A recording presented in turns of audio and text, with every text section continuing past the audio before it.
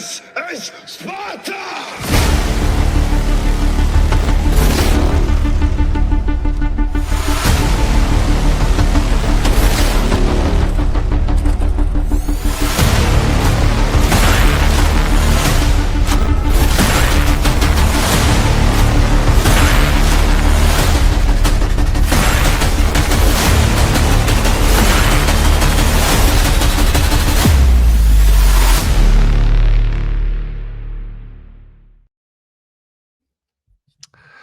Ladies and gentlemen, welcome to the Lethal Geeks Podcast, episode 22. I am your host, Costello, aka Sergeant Riggs. My partner next to me, please introduce yourselves. Charles, Sergeant Murtaugh. Rock Talks, Leo Getz, guys. How we doing tonight? Very, very well. Very, very well. It's been a kind of a busy week for me. A lot of noise though lately. But we'll get there. Mm-hmm. We'll get there. But overall, yeah, good. Been doing good. How about yourself, Charles? How's your week going? Pretty good. Same old. Nice. So while we get people to join in the chat, let's say hello to our regulars. Dennis. How you been, Dennis? Gilmore Girls. Gilmore Girls never fails. Never fails. Chris Brown. What's up? Brown in the house. Mama Bear. Mama Bear, where you been? I missed you. I really did. I really have missed you. Kiko Reviews. Hail to the chat. Kino. My bad. Kino. Exactly, Kino. Wait, Kino, like the... Oh, yes, like that movie. Yeah, if you know, you know. If you know, you know. Phil Anza. Good evening, boys. Good evening, Who else we got? Divas Masara. Futuretron. What's cooking? What up? Nice. Awesome. Packed house. Busy with us. All right. Cool. All right. So, you all know we keep it real, but also respectful. So, please, people, please, no disrespect to people in the chat, ourselves, or the guests, because topics that we have might trigger some people, but everything we do here, the idea is the goal is to have this a safe space to have conversations, because we're not always going to see eye to eye on various topics, and that's life in general. And this is just movies. So we can agree and we can disagree and still be friends. We don't have to be in our throats all the time. So that's what we want to try to convey here today. So please, guys, if you guys want to come in and join the show, just follow these rules and you'll be good. Guys, want to add anything to the rules of the platform? Or I think that was pretty well said, dude. Yeah. Charles? No, we're good, buddy. We're good? All right. Hang on. I want to address something here in the chat. Yeah. Demi, that's going to be a part of the conversation here. We're going to be pretty DC heavy today. We only got a few like other topics outside of DC mainly, so this is definitely going to be a DC heavy topic. We're basically there's no, like I said, there's no other topics that we're going to discuss tonight other than a couple other things, but other than that, this is going to be severely DC related. So we're going to get into it. Hey, CS Director, what's up, buddy? Welcome, CS. All right. Max. Mad Max. Okay. All right. So while people are okay, we got 37 people already. So yeah, while you guys are rolling in, so let's bring in our guest. So this lady is a YouTuber just like us. She's a geek and a nerd just like us, and I've been following her for quite some time. Through YouTube and through and her Twitter. I am so glad that she was finally come and to join us, because I have so many questions. So, ladies and gentlemen, without further ado, Dani from Comics and Everything. You're on mute, Dani. You're on mute. You're on mute. I didn't do that. I don't know how that happened. I'm so sorry. Hello. It's all good. Welcome to the show. Welcome. Thank you for having me. Absolutely. Thank you. So, Dani. Oh, Charles, you were going to say? Oh. No, You go right ahead, You're sir. good, bro. After Lead the you. way. Oh, Lead the okay. way. All right. So Dani, tell us about yourself. How did it all started? How did you become a geek? Because that's Oh. always the first question we ask people. What was your first experience? What was your first comic? Lay it out TV there. show, comic book TV show, comic book movie. Well, first of all, I'm old. My parents were nerds, I guess. My dad was really into Star Trek. My mom was really into Star Wars. Nice. And one of the first movies I saw in the theater were the Supergirl movie and Star Trek for the Voyage Home.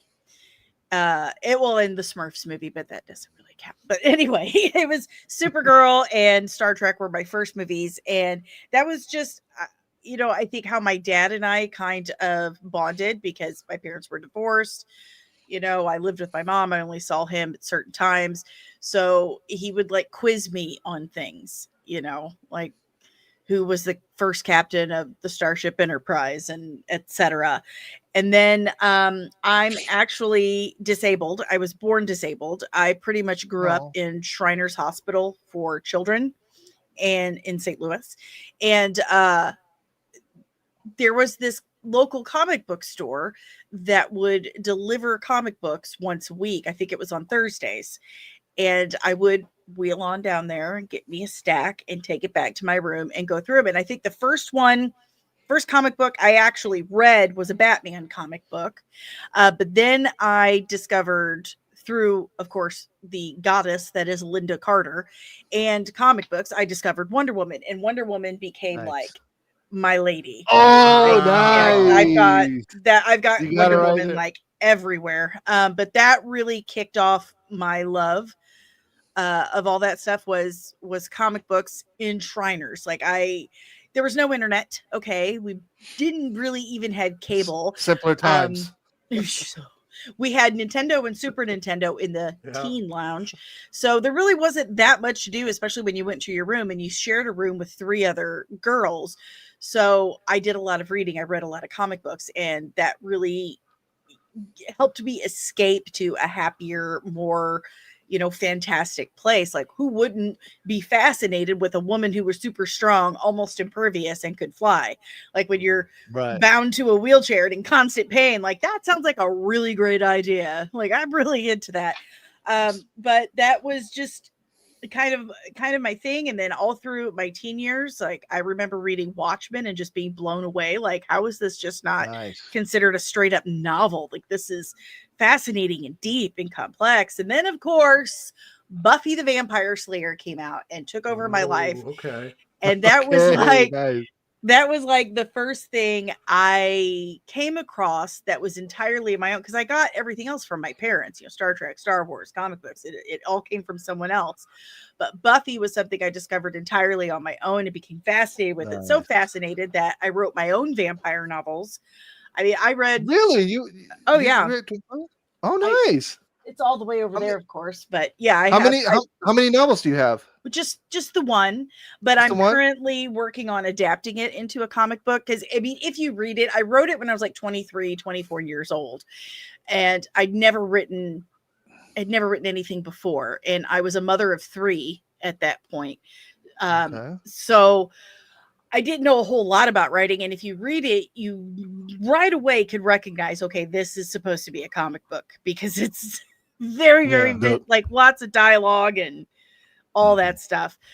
Right now I'm currently trying to adapt it, but I was really into vampires, like Anne Rice, Christopher Pike, Buffy the Vampire Slayer. And that's always been my life. Like I think of how my dad would quiz me on things. That's how I became like this vast reservoir of useless information when it came to this stuff. I mean, just imagine if I had, devoted just a 0.5% of that brain power to balancing a checkbook or, paying my bills, my life would have been so much smoother. But, I've just been fascinated with, gathering all these it became like a a point of pride for me. Mhm. Like, I didn't care how loser people considered me when I was much younger. Because let me tell you something, being a nerd about this stuff back in the 80s and 90s is totally not what it is today. It isn't. It totally And, isn't. right. And even back then, like, it was a point of pride for me. I'm like, ask me anything, I'll tell you. Like, I know it. I've got it all locked up in here.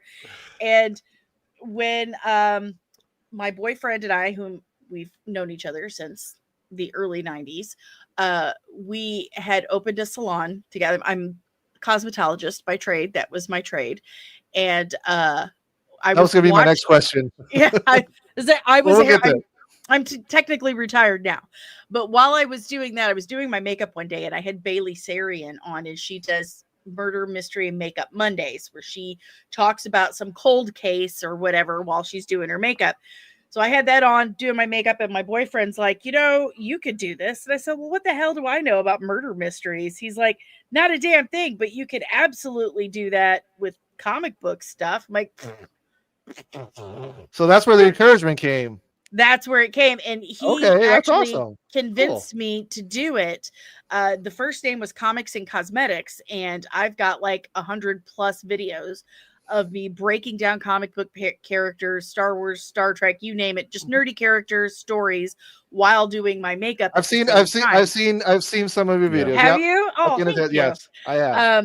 But I'm getting back into that. But after a while, I started meeting people in the industry. I started getting to do special effects and stuff, and meeting some of these people that have done the special. That's what I thought I was going to do with my cosmetology license anyway. Like, I thought I was going to go to Hollywood, do makeup and stuff, but what the hell did I know? Not a damn thing. That's what I knew. Nothing.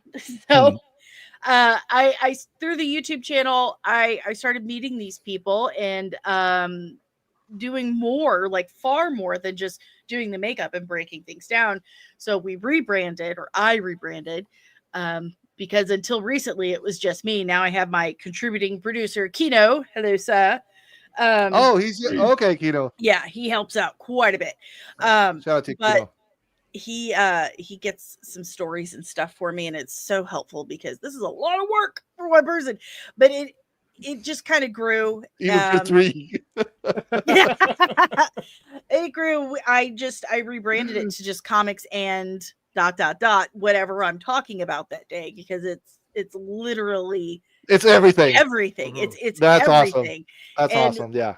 With the scooping or whatever, it's funny how that happens, because once you are consistently out there, and I'm not even saying that I'm super big, because I'm not even monetized yet. I don't have the watch hours, which has led me to leave. Maybe I'm just obnoxious and I don't know what I'm doing. But it has nothing to do with the size of your channel. It has everything to do with your consistency and your authenticity. Yeah. As long as you are obviously not changing your opinion or character or whatever for whoever's willing to pay you money or trying to appeal to one specific person, people will reach out to you and they'll say, hey, I saw you were talking about this. Did you know? I'm like, no, I did not, but thank you. Thank you. We're about to hit our 1-year anniversary now in July. Congratulations. And, thank you. And yeah, people have already started like reaching out to us. Hey, did you hear this? Did you know that? We're not into the scooping game though. That's the one thing that we've made it crystal clear that we want to be.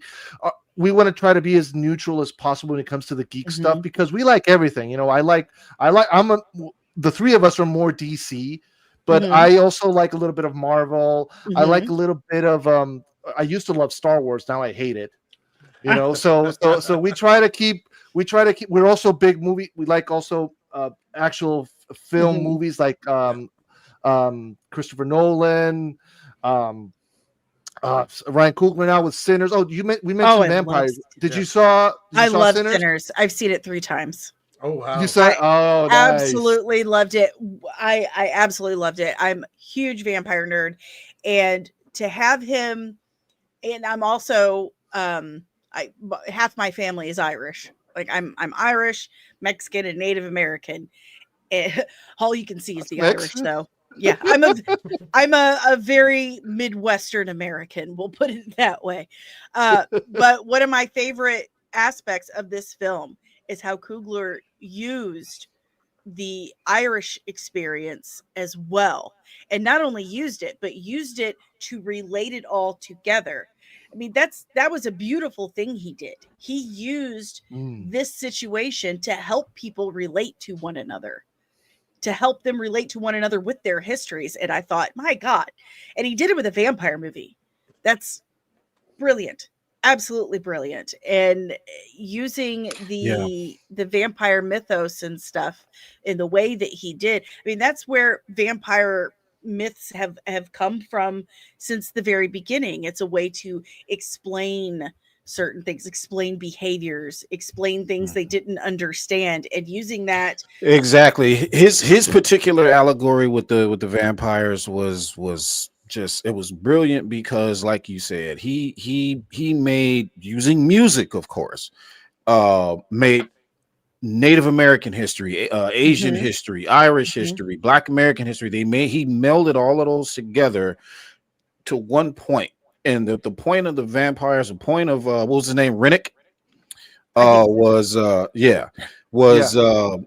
say, hey, all of that, you don't have to worry about that anymore, because once you become one of us, you're just one of us. And not just that, it was a way for us people ourselves to relate to one another. Exactly. It gave each other a frame of reference. Like, I can't say or even imagine what the Black experience is. I have no fucking clue. I have no frame of reference for that. But he used the Irish experience to say, well, the Irish kind of went from a different point of view. Exactly. Yep. Exactly. It gave Black Americans and white Americans a frame of reference to relate to one another. Yeah. And that was just that's what storytelling is supposed to be for. That's what filmmaking is supposed to be for. And I applaud Ryan Coogler for that. I want to point out Dennis Medina's comment where he says it's kind of like Buffy started as an allegory to the demons of adolescence. It did. Yeah, and dead on it, because I did want to say to you, I am actually secretly a big Buffy fan. I grew up on that show. Don't be secret about it, baby. I must have watched all 7 seasons of that show, maybe at least 3 times. I was actually much bigger on Angel. I thought Angel Me too. was a much more of better Angel. show. It's more grown up. Yeah, and I remember really being fixated on that show when I was younger. Joss Whedon explained Angel like this. He said, Buffy was, say you're in college and you're all about climate change and, the man, we're going for climate change. You're protesting about it.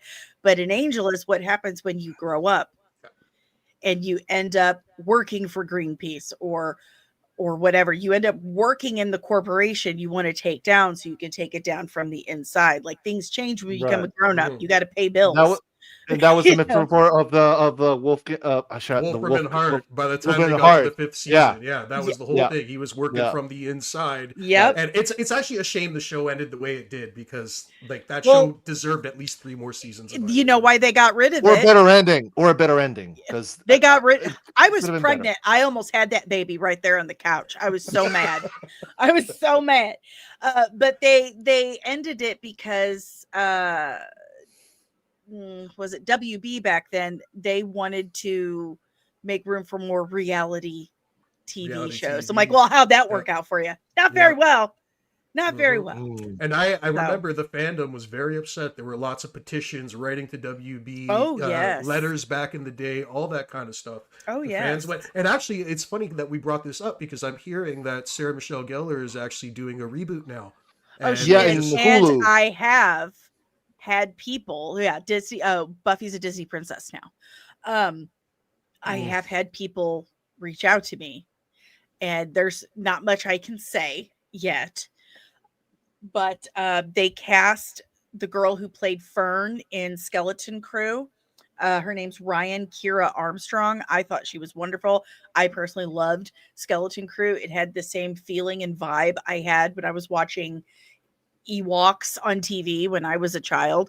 Lot of love for the Gen X people in that one, in their children. But the little girl who played Fern, Ryan K. Armstrong, she is the lead in the Buffy sequel. So she's the new Slayer. Okay, so here's the thing. Sunnydale's being rebuilt. So is this in continuity with the original show, though? Or is it's this going to? Okay. It's going to. All right. There's that was my big complaint, and I've talked about that on some of my live streams. Like, I swear to Christ, if you wipe out continuity, if you piss on season 7, because that was one of the most beautiful conclusions for a series ever. It was beautifully done. Buffy spends her whole life in service of others, and finally she can get a pedicure or something, or take a nap. Like, it was wonderful.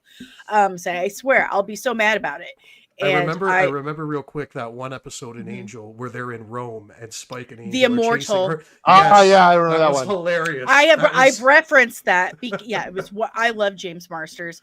Joss Whedon did not love James Marsters, but so I love James Marsters. I've heard that. He was wonderful. But yeah, I've referenced the Angel episode. So I'm like, listen, it was canonized. It's canon because that's how the show ended. And then even in Angel, whether or not you read the comics, which the comic run of Buffy was season 8 of Buffy the Vampire Slayer, but even if you didn't read the comic books, in Angel it was canonized that Buffy is off in Europe as like this general or imperator of the Slayer army, and they formed like their own Watchers Council, and they were kind of traveling the world gathering up all these Slayers and training them and taking care of them. But also she's getting to live her best life at the same time because she has help now. So she was out living it up with this super hunky immortal dude in Rome. So I'm like, if you take that away from Buffy, I will write such an angry letter. I will be so mad. I will burn this place to the ground. No, I definitely agree. The show ended at its peak. It ended at the top. And it did. So for them to bring it back, they really have to try to match that energy, hopefully. Right. So well, Dani, go ahead. I wanted to ask you, because before we get sidetracked, since you're Irish, did you like Gangs of New York? Oh yeah. Loved it. Right. Absolutely loved it. My Irish heritage is a huge part of who I am. That's how I was raised. My grandmother is first generation, and she's super, super, super. There's something you don't understand unless you are Irish. And if you are Irish, then you understand you are the luckiest on the planet. Like, it's supposed to, So anyway, yeah, very proud of being Irish. Anytime there's anything Irish anywhere, super proud of it. I was raised to believe I was Irish, I was Native American, and French. Well, my father and I did DNA tests a few years back, and we discovered we are not French. We are Mexican. Wow. That was weird. That was really weird. Definitely a big difference. Yeah, huge difference. If you look at my dad, you'd be like, how did you not know? How did you not know? So how did it just a simple DNA test, and they did your background? Yeah, they show you what your nationality is. Basically, I'm Viking and Mexican because I have all the Scandinavian and Celtic nations, which the Vikings basically raped and pillaged their way all through Ireland. That was like their first stop. They're like, all right, we're just going to breed you all into Vikings. That's how this is going to work. So I'm all that. And then there's this Mexican and Native American kind of hanging out over here. And I was like, have you traveled to Ireland to visit? No, I haven't gotten to. No, I was busy raising 4 kids by myself for a time. They're mostly adults now. My youngest is getting ready to turn 17. So that didn't translate into money and time. Like, I didn't even get to finish writing the sequel to my book that I wanted to so bad. So getting that time. My 2 youngest, because I got twins, they're both 5. Oh. So I can't wait till they're 17. Oh, you say that now. You say that now, and then they turn 17 and they take the car and they're gone for an afternoon, and you're freaking out. Like, how did our parents let us leave the house without cell phones and tracking devices? Like, what was wrong with them? I still got a few more years before I get to experience that. Oh, yeah. Like, the hardest part is when they become adults. Yeah, scary. I bet. But real quick, I did want to ask, because you did mention one of your first comics experiences being Watchmen and that novel. I wanted to get your opinion on Zack Snyder's iteration of Watchmen, and I would like to know what you think of Zack Snyder as a director. And like, because we're really big Zack Snyder fans here, so we'd like to get your opinion on his films. I love Watchmen. It's one of the best comic book movies I think there is out there. I mean, I was so excited to go see that movie, and it didn't let me down. I mean, of course there were changes made. And I have my own beefs with all of that, because I mean, who are you to think you know better than the author? And that's coming from an author's perspective. And I use that term loosely because it's not that great of a book, but anyway, I love it. And I like Zack Snyder as a filmmaker. I like him. I liked his DC movies. Do I think he's Jesus? No, I just think he's a good filmmaker, and that's about it. I feel terrible what happened on that. On that we can agree. On that we can agree. I feel terrible what happened to him during Justice League, specifically the loss of his daughter Autumn. That is, no parent should have to suffer that. I watched my parents go through that when we lost my little brother.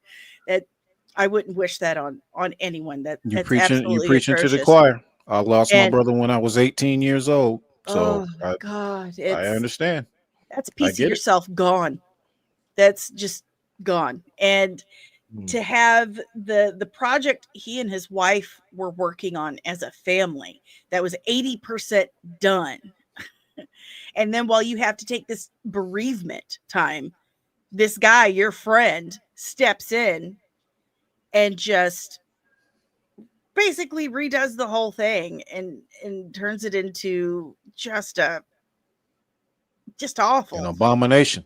It was terrible. And that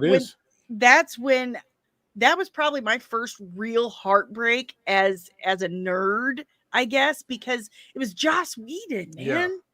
And we just finished like praising Buffy the Vampire Slayer for so long, which people, if they don't remember, that was him. That was Joss Whedon. He was the creator, but I would add that he wasn't everything that made Buffy great. You had Marty Noxon, you had Jane S. Benson, Tim Minear, David Fury, David Greenwalt, the Kazooies. The Kazooies, Kaz and Fran Rubel Kazooie, are involved with the Buffy sequel. So that's like a little bit of a relief. But maintaining some quality control there. Yes. And those people I listed off, those were the people who wrote most of Buffy the Vampire Slayer. I think Joss wrote some of the key episodes, but the majority of the show was the writers. It was that whole team. Jane S. Benson, Marty Noxon, Tim Minear, David Fury, all of them. I know you named off David Greenwalt, and I know he was heavily involved with Angel. He was one of the showrunners. Yes. He was one of the showrunners for that. That's Buffy was the first show that, I mean, I'm 44 years old and I can still name them off the top of my head like they're family members and they're writers and producers. Like, nobody who watches a TV show 20 years later can do that unless they're like psychotic about something. So but that's why I feel like it wasn't entirely Joss. Yes, he's let me down. I loved Firefly, I love Angel, I love Buffy. I even liked the Nevers. What about Dollhouse? It was okay. It was okay. Yeah. It didn't grab my attention. It didn't grab me much either. Well, that lasted like 2 seasons, I think, and that's it. Yeah. Well, Firefly only had the one, and it was like so in the movie Serenity. It was so good. That introduced me to Alan Tudyk. I'm a leaf on the wind. Watch me soar. Watch how I soar. Yeah, yep. I love Wash, but that really broke my heart. And then we start really hearing about, not just what he did to Snyder's work, but what he did to the cast and crew. and then what he did to his cast and crew on Buffy, like that was really heartbreaking. So that I think it's very heartbreaking. And let me pause the calls for a second, and I'll let you pick up. I do appreciate it. Now, you heard it here first, ladies and gentlemen. So if there are any other Gunn fans in here, you heard it right out of her mouth. Okay, that's not something that's made up.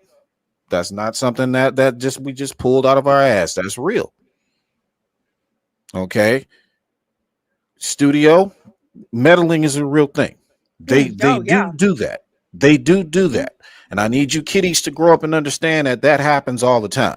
Even far back as your beloved 1978 Superman. Okay. WBD been doing this for a minute. This is not new.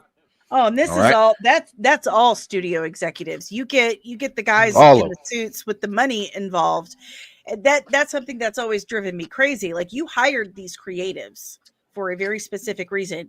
So stop messing with their creative process. The creative process is extremely, extremely delicate thing. And the second you go in and you push on the wrong area, you're going to break it. And there's nothing they can do. Like, you're just going to have to leave them alone for a while to like let the creative juices start to flow again. But studios are terrible about it. We actually had this conversation on our previous stream that Hollywood is afraid of original IP now. They just want to recycle the same thing over and over and over. They don't like Sinners was such a great example of, listen, let the creator do his thing. Yeah. You know, we were talking exactly. That's weird. And here's why I say that is weird. Your creative process had to start from somewhere. Theater guys, the comedy and the tragedy and everything in between, that is thousands of years old. It's not like we've been interpreting and telling stories ever since we've been writing on walls and then interpreting what we saw and acting those things out. Ever since then, we were cavemen banging on walls. We've been doing it that long. Storytelling as an art form is not new. So if it can go back that far and start back that far all up to now, and then suddenly 80 years later when Hollywood starts, y'all are out of ideas. The problem is you are too busy chasing each other. Yeah, they're dipping in the same well. Right. The problem is you're too busy looking at my term paper when you should be doing your own term paper. That's the problem. Okay, the idea of all of these studios, if you're going to get into telling superhero movies, you should set yourself apart from your competition, not try to be like your competition. Quit trying to beat them at their own game and changing the rules. Trying to beat them at their own game.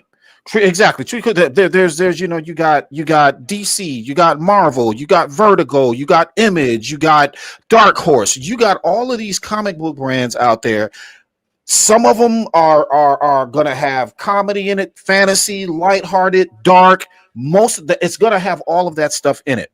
But when you try to bottleneck yourself into a MCU-like formula, you're gonna have a problem. Yeah. That's all to it. And they are successful at what they do, and the MCU is successful at grabbing that connected universe and that multiverse simply because DC let them do it. You let Marvel step on your shit, come in your house, wipe their feet, and they did it. All because you did not know what you were doing when it came to DC. You are your very name in it. With everything else is the multiverse. It's 52 universes, and you're telling me that you could not figure that out? That was your baby. That was yours to lose. And Marvel, you lost it. Marvel beat you to the punch. And they were off to the races after that. That's where we are. I think that's... And now you're trying to be like them. You're trying to follow up from their work, the work that they originally and the ideas that they got from you. You're now trying to get that back, but kind of marvel it up, so to speak. I'm just saying. I think that's actually the perfect way for us to segue into the first segment here. Yeah, I think so. So, Dani, there's no secret. We've all seen that trailer. So let's we're gonna run it one more time. We're gonna run it one more time, and we're gonna react to it. Wait, before we do that, the idea of running the trailer is this. And Dani, and thank you so much again for coming on the show. You are actually the exact type of person that we have been trying to get on the show for a year now. Because when we first got this idea, part of the mandate was we don't really care for Gunn's work. We know that there are going to be people that want to come in the chat that do. So we want to hear why you like him. We want to hear what behind, what is it that you like about James Gunn? What is it that you don't like about James Gunn? What are things that you wish that he would change, things that he wouldn't do? Things like that. We want a normal conversation basically with somebody who admires Gunn and his work. That's all. Because we don't get the chance to talk to people like that. They're always in the chat as bots or whatever and showing up and talking crap, and then we got to boot them. And we don't want to do that. We want real, honest, normal people. Normal. You said you're in your 40s. I'm 52. Mm-hmm. Oh, I want normal. Black don't crack, man. You don't look a day over 40. I'm 41, so we're in the same boat. And exactly, and that is the type of conversation we want to have. Not somebody showing up and saying, "Snyderverse is dead," or his movie sucked and all that. With that 10-year-old trashing. I don't that. What's going to be a flop? He's only this. He's only done one good thing, or he's only done that. I'm like, well, tell that to his bank account, dude. Like, you may feel that way, but there's other people who don't. And why is that your only argument? Why is that your only argument that you hate Gunn? Like, okay. And honestly, and we have acknowledged that Zack isn't perfect. He has his flaws. Visually, he's a very good visual storyteller.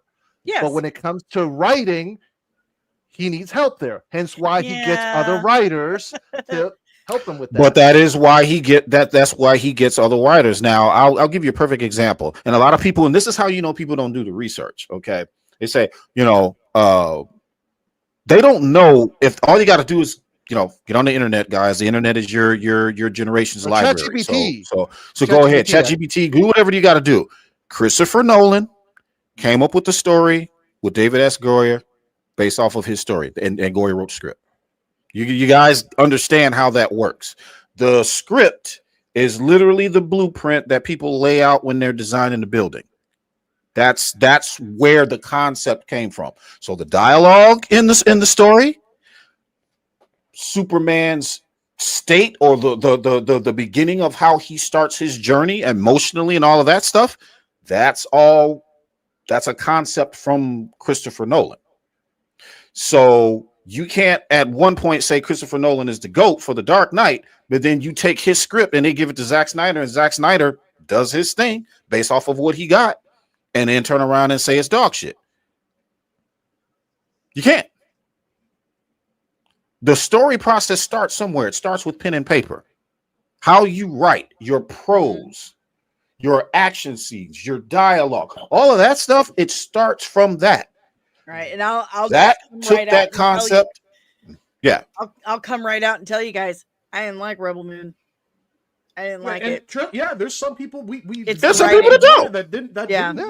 And that's I like Zack Snyder, but I didn't care for Rebel Moon. The dialogue was just like, oh buddy, oh sweetheart, no, you should have just dialed that back a notch. And I've come out on our show, and that's constructive criticism, and I love it because like I said, we've acknowledged that there are things that could have been better. The dialogue mostly, it felt like he was just he really wanted to do a good job. He really wanted to do well, and he tried a little too hard. As you know, that was mainly Kurt Johnstad, actually. Okay. So Kurt Johnstad's been with him since 300. So he was the one. Kurt Johnstad was the one that wrote 300. I think they've been together for what? Oh God, over 20 years, something like that. Now, I think. Yeah, something like that. So so technically that was the script, the Rebel Moon scripts and stuff like that. That was written by Kurt Johnstad. So okay. Yeah. And I was going to say too, like, there are things that I've always said BVS is my favorite Zack Snyder movie, but even in BVS, there are things that I took issue with that we've publicly discussed here. So we're not saying like we can't criticize Zack Snyder. Everybody is open to criticism. Everybody, everybody interprets film differently. Film is an art, and art is all up to interpretation. So, there's no limits with that. Okay, so let's watch the trailer. Where's that video? Okay. You said Superman trailer reaction. Phil, you dropped the ball again. I did. Prepared, Phil. You look at the head. Look at reaction. Oh, reaction. Superman trailer reaction. Damn. You slipping, bro. Unprepared Phil. Hashtag unprepared Phil. There we go. Okay. All right. So, ladies and gentlemen, we got Dani here. And please, a link will be in the description so you guys can go and subscribe to her channel. Also, a link for the trailer of Superman will also be a link in the description. So, ladies and gentlemen, play. Are you being serious right now? Yeah. You'd let me interview you as Superman. Sure. She says, I ain't gonna hold back. Ready? Let's do it, Cronkite. Superman. Miss Lane. Recently, you've come under a lot of fire for what some might. It's a lot. Today, the Secretary of Defense said he was going to look into your actions. That's funny. My actions? I stopped a war. Maybe. Not maybe. I did. In effect, you illegally entered a country. This is how you're gonna be? I'm not the one being interviewed, Superman. Did you consult with the president? No. You seemingly acting as a representative of the United States. I wasn't representing anybody except for me and doing good. I would question myself in the same situation and consider the consequences. People were going to die.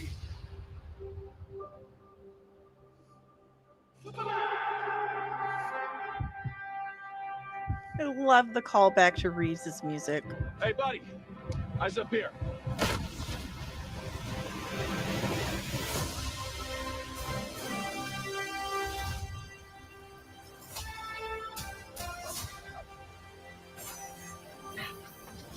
Your choices. Your actions. That's what makes you who you are.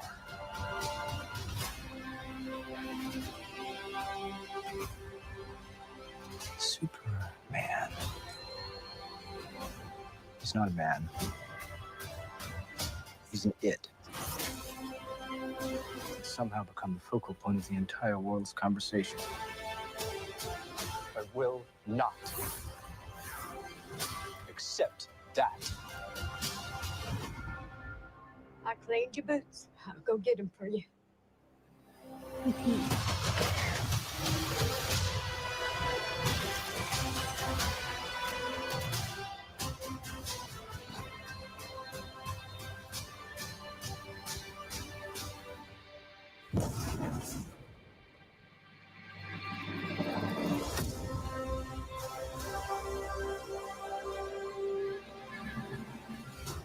You have a dog?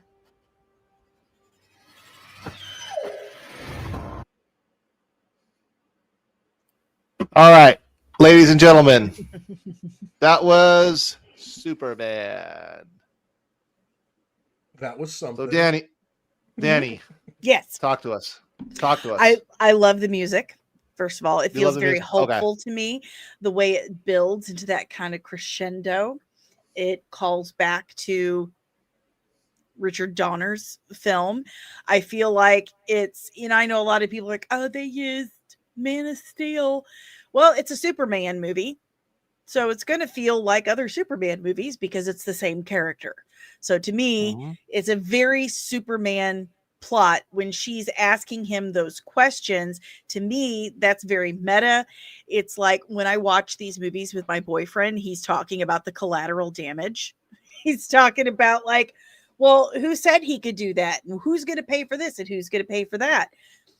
Those are logical questions to ask. But if you were in that situation and you had that power and you had those abilities, would you be able to stand there and just watch innocent people die when there is something you could do about it? Or would you want to go deal with all the red tape? What would you do? Well, Superman's is I don't know if you guys are familiar with author Ayn Rand, The Fountainhead, I'm not. Atlas Shrugged. Okay, well, she's kind of considered the mother of the Libertarian Party in a sense, and she founded this philosophy known as objectivism. And in fact, the character, The Question, created by Steve Ditko, DC Comics character, The Question, Yep. he is he is the embodiment of objectivism. And what objectivism is, it's if you're seeing man as a heroic figure, then to him, he follows the morals and ethics set by himself. You know, if you have a character, if a man like Superman who has all this power and ability and stuff, he's going to follow his own ethics, his own morals, what he sees as right. And this, I feel like so far in this trailer, from what they've shown us, is an excellent example of that. She's asking him, you know, why you're representing, and he is, if you're an American citizen and you go over onto another country's soil, looking at you, Anthony Mackie, sir, you're a representative of the country you hail from. You're a representative, an American citizen. And so of course, if he goes over there and saves people, and maybe that country he went to where he saved those people didn't want those people saved, they're going to complain and say, America, your people came over here and did something they shouldn't. I think that's a very fair question to be asking him. And it's a good way to kind of show us that kind of dilemma that a real superhero would be in that situation. You feel it in your heart to save these people, but of course it's going to create some kind of stupid international incident because people can't behave. I go on and on about certain things, but anyway, I like that is what I'm saying. Okay. I like that. And that's fair. Yeah, that's absolutely fair. And that's the type of feedback that we look for. And you explained yourself concisely. You knew what you wanted to say based off of what you saw in the trailer, and that is the type of interaction that we are looking for. To say this is a very Superman issue. This has come up before in comic books with him, and he had a very Superman answer. People were going to die, and the idea that Superman would even question for a moment not immediately going to save those people is offensive and harmful to him. Like, I physically cannot save people. So I'm upset that you would even question whether or not I would question that. So yes, he's upset because he's like, that's an offensive thought. People were going to die. I have the power and ability to do something about it. Why would I stop and think about that for a millisecond? He's not going to. He's going to save them. I'm very interested to see Nicholas Hoult as Lex Luthor. I think he's gonna. I'm not gonna watch it in theaters. I might watch it later in streaming, but I will give Nicholas Hoult perks because he is a good actor, and I hope, because at the end of the day, I've always said this: you can be a really good actor, but if the script sucks, you can't blame the actor. That's the actor very true. He's only got he can only do what he can do with what he's got. So I hope Nicholas Hoult at least pulls off, because I'm getting a lot of vibes from President Luthor here. Yeah, and he's come out and said many times that he's not president in this movie. It could be possible that he becomes president in another, or maybe like hinting a campaign for who knows? But that's the vibes that I got. So but I'm looking I don't want to throw shade to everybody, but for Nick, I do want him to at least get the role right. And I'm gonna say this, to me, this is the most important thing. The most important thing. If you are a DC fan, if you are a Superman fan, you'd want this movie to be good. You'd want it to be good. You'd want it to do well. Because if Superman doesn't do well, if this movie doesn't do well, DCU is done for. They don't have the money. They need this. They need it. Warner Brothers needs it. And if you're a DC fan, wouldn't you want a good DC movie? Don't you want that good content? Don't you want to eat well? I mean, we waited how many years? As soon as they finish the other one, abso-fucking-lutely. I wanted to jump in and say, it goes back to art being objective. And everybody have different opinions because subjective. A lot of us subjective. Sorry, subjective. Subjective. Okay. That's what I meant to say. I gotta stop smoking. That's my problem. No, I'm just showing off my Irish pride. That's all I'm doing over here. But with that being said, like I know myself, I know Charles, and I know Phil. We are of the opinion that we were eating well for quite a while. For the first 3 films of the DC universe, we felt like we were eating really well. Those 3 films being Man of Steel, Batman v Superman Ultimate Edition, and Zack Snyder's Justice League. Wonder Woman. You can throw Wonder Woman in there. You can throw Wonder Woman in there. In a nutshell. So I wanted to address this. So Joe Kerr says Zack was crucified for asking those questions, though, and this is going to lead into what Rox has got a theory, and we're going to be bringing that up here pretty soon. But the conversation between all of the pundits and Senator Finch and all of that when they were showing clips of them having the interviews, about Superman, basically in BVS, literally asked all of those questions. Literally, it's a very Superman thing. Okay, so Joe makes a good point. Zack was crucified for asking those questions. Why? I don't think it matters who the director is. There's always going to be someone. Well, okay, ripping him down about it. Okay, all right. Well, then the only thing that I will say to that is, as far as the tone of this film, what do you see this shaking out like? I get a very hopeful feeling about the movie, and not just the music, which is very important to me. I was raised by musicians. I am a musician. The music feels very hopeful. The color grading is very comic book. It's very Superman, very bright, very happy. Something people forget is that Superman is supposed to be the Boy Scout. He is supposed to be this beacon of light, this beacon of hope.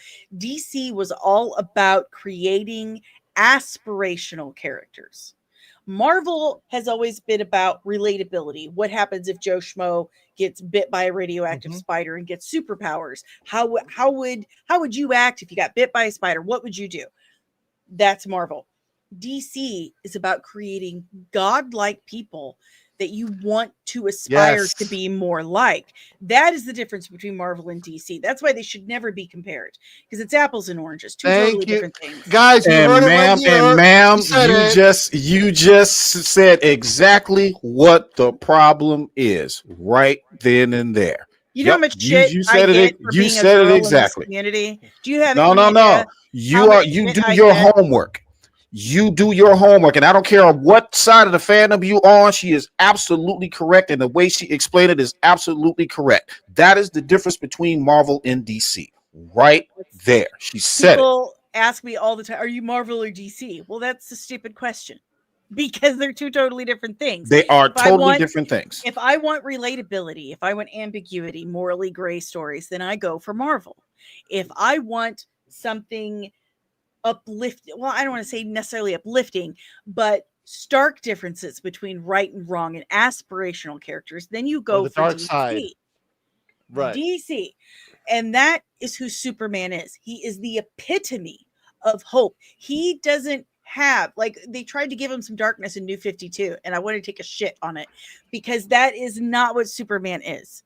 Superman is supposed to be the best of everything. He's hopeful. He's always looking on the bright side. He sees the good in everyone, something we should aspire to try to be like. And that's what, as much as I love the Zack Snyder films, I do. Okay, I've said that, and I can say that again and again and again, and it doesn't matter if I say that, because when I say this next thing, people are like, how dare you? But the thing with Zack's films, it was more like, it was closer to a Marvel Superman, because he was conflicted, and the color was like, it took some of the hope out of it. And I love Henry Cavill. So you didn't like, so just to stop, I did like it. The color grading, you liked it. For this film, for this super, I like it more. Right, but not for Snyder's. But not Snyder's. I like it for what I liked the color grading for Snyder's films because of what Snyder's films were. Okay. Got but it was more of a if Marvel wrote Superman. See, you see what I'm saying? I would have to completely counter that. Like, I don't agree with that either. Yeah, I know Charles will too, because this is my interpretation of what I see happening when we're comparing the two films here. Okay, after seeing this trailer, okay, what I feel like I'm looking at, I feel like I am looking at Superman in a Sam Raimi Spider-Man universe. If you get what I'm saying. That's what it feels like. Thank you. That's kind of how I feel like James Gunn is approaching this. It's a very comic book world that he is keeping these characters in. What I appreciate and love about what Zack did is Zack didn't create a comic book world for those characters. He took those characters and brought them into our world, the real world. There we go, baby. Speaking, that's what we love. Put up Joe's comment. Okay. Jokers? Joe. Oh, Joe. Hang on. Where's he at? I think she means this one here. Oh, okay, I got it. I think she means Snyder's Superman was more like Marvel Comics, not DCU movies. Not MCU movies. Yes. Well, I'm sorry. Yeah, not MCU movies. Yeah. I like the color grading of the Gunn Superman because it looks more like Superman comics to me. Comics. Okay. That makes sense. Yeah. Actually, you know what? Let me. I think I see the thing here. I'm getting it now. Thank you. Dani is a comic book nerd. Yes. I like comics. But There's you're also two different people here. Exactly. We're getting somewhere. That's the difference. See, I like to take those comic book characters, which is why I like DC, and I want to drop them into the real world and see how they act with us. That's exactly what the difference is right there. She is comic booky, so therefore she's going to be looking for those type of aesthetics when it comes to film.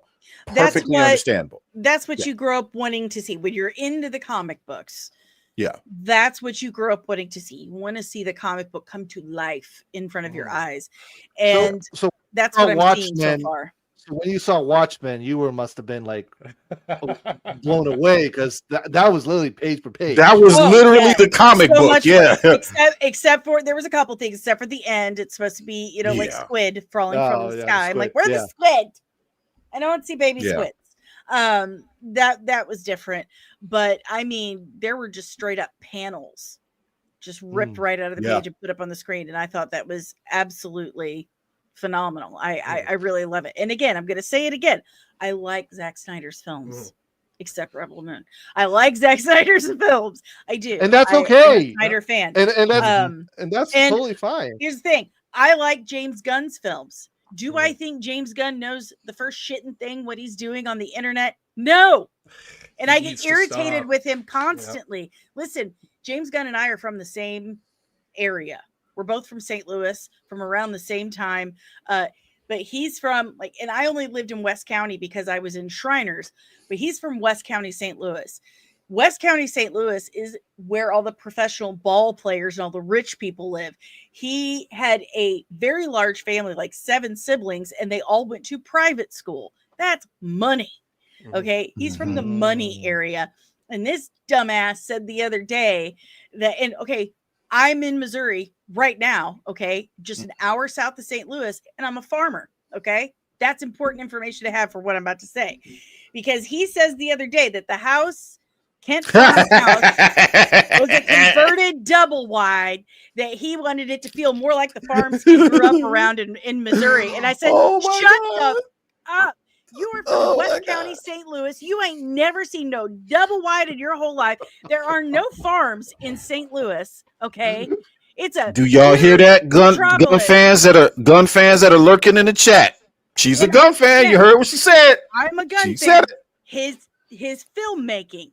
He needs to shut up, because as a Missouri resident, I am from Ferguson. Okay. I am from Ferguson, Missouri, North County, St. Louis. It doesn't get much more ghetto than that in St. Louis. Okay. I am from the ghetto, but now I live in the country south of St. Louis, and I'm a farmer. And the day that he said that on Threads, my boyfriend and I went for a drive out to the heavy farmland, and I just let my phone go, and I posted the pictures of not a double wide in sight. Not one. What the hell are you talking about?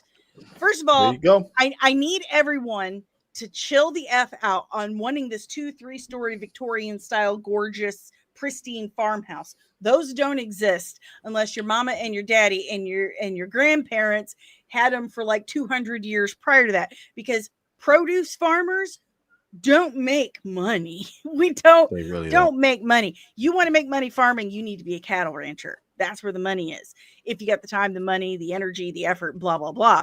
But produce farmers live like I do, in a 1-story ranch style house on a couple of acres, just doing their best to make ends meet.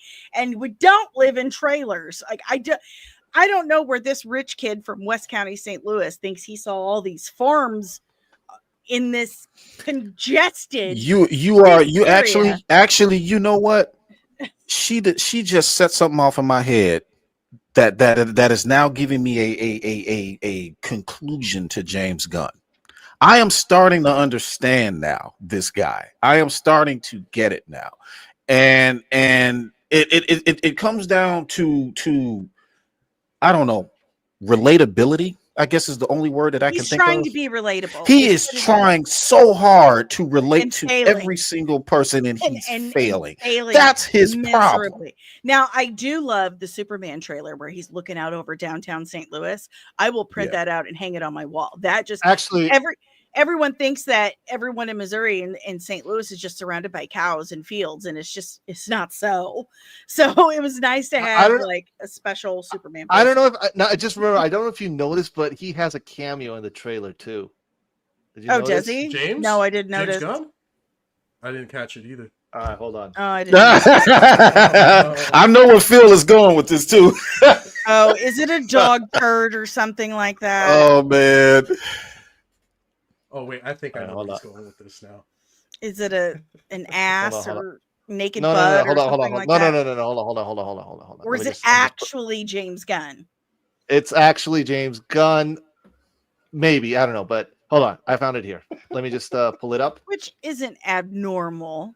Okay, director. No, when it comes down, James Gunn's attitude and the way he is, even with his brother, he just wants people to like him. Oh, that's his punk band. That's his old punk band from the 90s. Okay. Yeah. So we were both in the punk rock scene in the 90s. Okay. 70s. Oh, okay. Okay. Yeah. Yeah. But you know what? I wanted to say the one part of the trailer I actually did really think was cool was I liked the voice change when he went from Clark Kent to me too. Superman. I thought that was really, really cool. But I did want to kind of go back to something that Dani was saying earlier about the character of Superman. And I'm really glad you used this term. You said that Superman is supposed to be a beacon of light, a beacon of hope. Yes. And I'm really, really glad you used that term, beacon of light, because one of the things that I was discussing with Charles earlier, and again, this goes back to the tonal differences I'm seeing here, where I am seeing what James Gunn is doing in building a comic book world, whereas what Zack Snyder was doing was taking mythological stories from our world and putting them into his films, into his DC universe. I don't know if you caught on to this, but when it comes to Man of Steel is basically two biblical stories put together. It's the story of Moses and the story of Christ, Jesus. Yes. And it's mended together and put into a cape and a big S, and how Zack did it. When we move towards Batman v Superman, what you were getting is the death of that Christ figure. That's what it led up to, the crucifixion. Okay, when you take a look at Zack Snyder's Justice League told the next part of that story, which was his resurrection. Yes. Okay, Superman coming back, the Savior coming back, the beacon of light coming back, the Christ figure coming back. What my theory here is that Hollywood saw what Zack was doing. They saw the direction that they were going with his movies. And when it comes to Zack Snyder's Justice League 2 and 3, if you see the direction that those other movies were going, it's only natural to assume that the coming films would have continued. And my theory is that they were going to tell the rest of the story. Especially when you take a look at what he was trying to do with Darkseid, right? How Darkseid comes, Superman, who is the savior, has to rid the world of the evil with his followers, his army, the armies of man all coming together to rid this world of this evil. It's a very biblical thing. It is. That Zack was trying to do, and what I think Zack was trying to tell. And I feel like because of whether it be Hollywood is afraid to tell these kind of stories or doesn't want to get behind the message of these kind of stories, I kind of feel like that's why this reboot is happening in the way that it's happening, how it seems like it's stripped the entire world of the mythological elements and is going pure comic book. Which is because it's too artsy. Because it's too artsy. Even when you're talking about the story of Moses and Jesus and stuff, whether you believe in it, I'm not religious. So like I said, we had this discussion already. That's not my thing. But I do like aspects of the Bible. I like some stories in the Bible, especially Revelations. The way it was told, the way it was written, things like that. The meaning behind it, the message behind it. That is what, even like I said, even though that's not my thing, that message and how those stories were told is what drew me into things like Clash of the Titans, Jason and the Argonauts, Medusa, stuff like that. Mythological stories that were told in modern times. That's what drew me in. Swords and sandals, all of that stuff. That is what drew me into Zack Snyder. That and that alone. I like the way those stories are told. And I like the fact that he brought those characters into that world to tell those stories that way. So, guys, Danny's got to run, but Danny, I have one last question for you. Are you? It's a quick one. Are you up to date with? Are you still reading comics nowadays? Are you up to speed not as often anymore. I mean, comics aren't what they used to be. My favorite modern comic book right now is Wonder Woman Historia. It's just because I wanted to ask you: have you read Absolute Wonder Woman? Not yet. I need to. It's on my list. Do it. I've been told how much I love it. I'm gonna do it. It's that is the perfect, like, the Absolute universe. At first, I was very hesitant to get into it, and when I did, I was like, "Oh my fucking god!" Because it deconstructs everything. Yeah, I really want to. Right now, it keeps them who they are. They're right still. Right now, I'm finishing up a breakdown on the question, so I'm heavy into question comics, like old question comics. But as soon as I'm done with it, after I record it, then I'm going to start reading Absolute Wonder Woman. And I'm really excited. Yeah. Also read Batman, Absolute Batman and Superman, because like I said, it's what's happening. It's the heroes. They're still them. but their background is all twisted and mixed up. Kind of like Red Sun. So I'm totally, right, exactly. Totally for Superman is a commie, but he's still Superman. Yes. You know, so definitely when you get a chance, grab those issues because they're selling off also because they're gonna get more reprints, but definitely. So, well, Dani, I want to thank you again. This has been a very, very productive and healthy debate because, again, like we said earlier, this is what we want. We want to have conversations. We want to dissect and see where can we as fans, as a community, as a DC community, where can we find common ground? You like this, you like that, don't agree with this, don't agree with that. Because art is subjective. That is true. And it's how we interpret it, how we analyze things. And maybe we can find something that you look that I didn't see. You know what I mean? Or vice versa. It takes me back to what we were saying about Sinners. Yeah. If Ryan Coogler can find common ground between the Irish and the Black communities, then why can't we? We're all in the DC community. Why can't we find common ground? We can. 52 universes, baby. There's a whole lot of ways to tell a story. I'm just saying. Everyone can relate to anyone else. You just got to find that one thing. Exactly. All right, guys. So, guys, want to say something to Dan before? I'll let you start. Go ahead, buddy. Yeah. Just short. Dani, thank you so much again for coming on the show. Having me. I was there several times when you're generally a regular on Sill's show, and I love seeing you on his show. Oh, thank you. Thank you. Yeah, absolutely. Yeah, thank you again for coming and being a good sport with us here. This is, like I said, like Phil was saying, this is the type of conversation that we want to have with people. We want to bring guys on and girls on that love both DC, or Snyder and Gunn and whatever else you love. And we want to have a healthy debate about these things because, like I said, we're not perfect. You know, and we're not a perfect channel. We want to be able to open our eyes and see things that we don't see and be able to allow those people to see those things as well. So that is important to us. That's going to help us grow our channel. That helps us have more cogent and open conversations. So we really do appreciate that. Thank you. Oh, thank you for having me. I've had a wonderful time. Yeah, I mean, there's really not much more I can add that these two already haven't. Just thank you so much for taking the time out of your Saturday evening to be here with us, giving us your opinion on the Superman trailer and your thoughts on what Gunn's doing with this universe. Because, it's like these guys said, having these conversations as fans, it's healthy. This is healthy conversation. It is. Yeah. And more people should be doing this kind of stuff. Yeah. You know, instead of arguing and biting at each other and tearing each other down, let's deep dive into each other's minds and figure out why we like this, why we like that. The people that do that are those kids who grew up entirely with the internet and never ran their mouths in front of someone in person and caught an immediate consequence. So exactly. So once again, just Dani, thank you so much for taking your time out tonight and being here with us. We really appreciate it. I really appreciate you guys having me. This has been great. I really do. You have absolutely. And you have an open invitation if you want to come in the future to have other conversations. Because again, we're geeks just like you. So once this movie comes out, tell everybody where they can find you, Dani. Well, the handle's right there at Comics and Everything on YouTube. I'm on literally any single social media platform that's out there.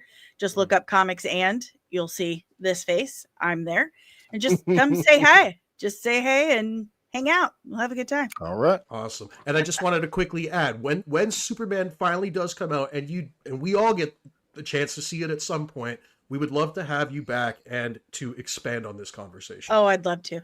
Okay. I'd love to. All right. Awesome. Excellent. All right, guys. You all have a good night. Chat. Thank you so much. And I will see you soon.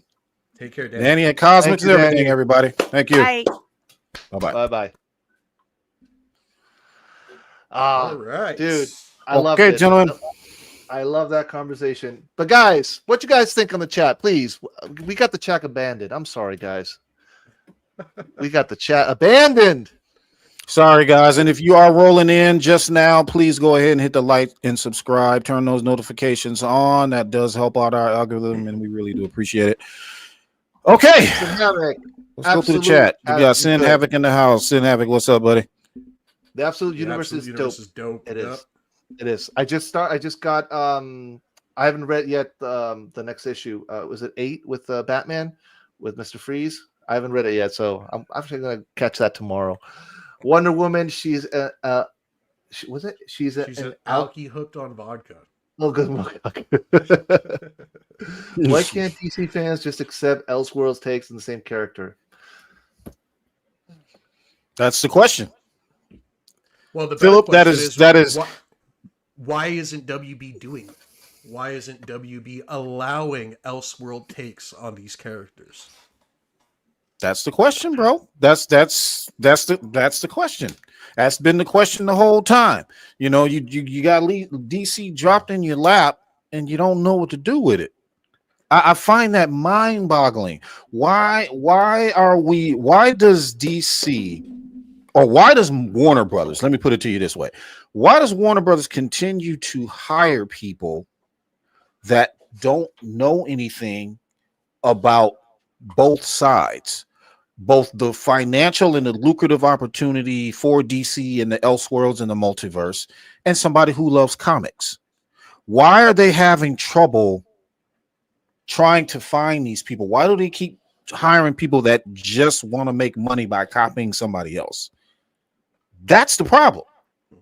But that's been the problem for years. Because these people don't see comic book and movies they don't see it the way we see them. They see them as money making opportunities, and they are money making opportunities. But anybody can just hire a James Gunn or a Taika Waititi to shoot a film. I'm sorry, excuse me, to shoot a movie, not a film. Yeah. So why are you hiring these artists and these people that come up with these original ideas, and you don't let them execute what they want to execute, especially when there's room to do it? I like to take it back to the first Teenage Mutant Ninja Turtles movie. You guys realize that the creators of those comics were involved in the production of those movies. Kevin Eastman was involved in the production of those movies. Without having those creative minds, the creators involved, do you think that film could have stood the test of time that it has 30 years later? Couldn't have happened. That's the thing that WB needs to realize. You have to have the creative minds involved in these comic books, involved in translating those stories to the big screen. Well, also here's the thing though, like their way of thinking also is like, oh, we can't confuse the general audience because Superman this, Superman that. Listen, you can have, we've said it multiple times, you have the Elseworlds, you can have your theatrical Batman, Superman, Wonder Woman, whatever. You can have your Trinity, theatrical Trinity, and you can have your streaming or comic. You can have them all together. Costello, they can't even use that as an excuse anymore after the Flash movie. The Flash movie showed the world, the multiverse. Oh. They how many different Supermen were in that movie? So it can be done. Why isn't it being done? Ego. That's it. Dude, we could have had Batman Beyond. Yes. With Michael Keaton. And that's an animated movie. Yeah. What? No. There were originally plans to do a Batman Beyond movie with Michael Keaton. And then there were also plans. Sorry, just let me finish up. There were also plans to do the Batman Beyond animated movie in the same style as Into the Spider-Verse, which would have made a killing, and WB let it go. And I wish that I was a fly on the wall when it comes to those type of decisions, in the same room with them, because I do not understand. Marvel took every opportunity that they possibly could to do everything that they possibly could until Feige tapped himself out. He pushed it to the limit till people were like, all right, we're fucking tired now. DC didn't even get their chance to start making themselves tired and making us exhausted from it. We didn't even get that chance to be tired from it, to get the same tropes and the same this and the same that. We didn't even get that chance. Yep. So, yeah. Yeah, love the original Teenage Mutant Ninja. Dude, I love that movie. I got So I wanted to get into something right quick before we jump into something else here. Yeah. And this is all relating to the same thing. So when Dani was here, like I said, she brought up a very, very good point. You see the differences. It's about taking this and bringing it down to that, and then aspiring to be like something else. Those are basically the fundamental differences that I was trying to explain to people on Twitter, people on, that's the difference between Marvel and DC. Okay. You get bit by a radioactive spider, suddenly you got powers.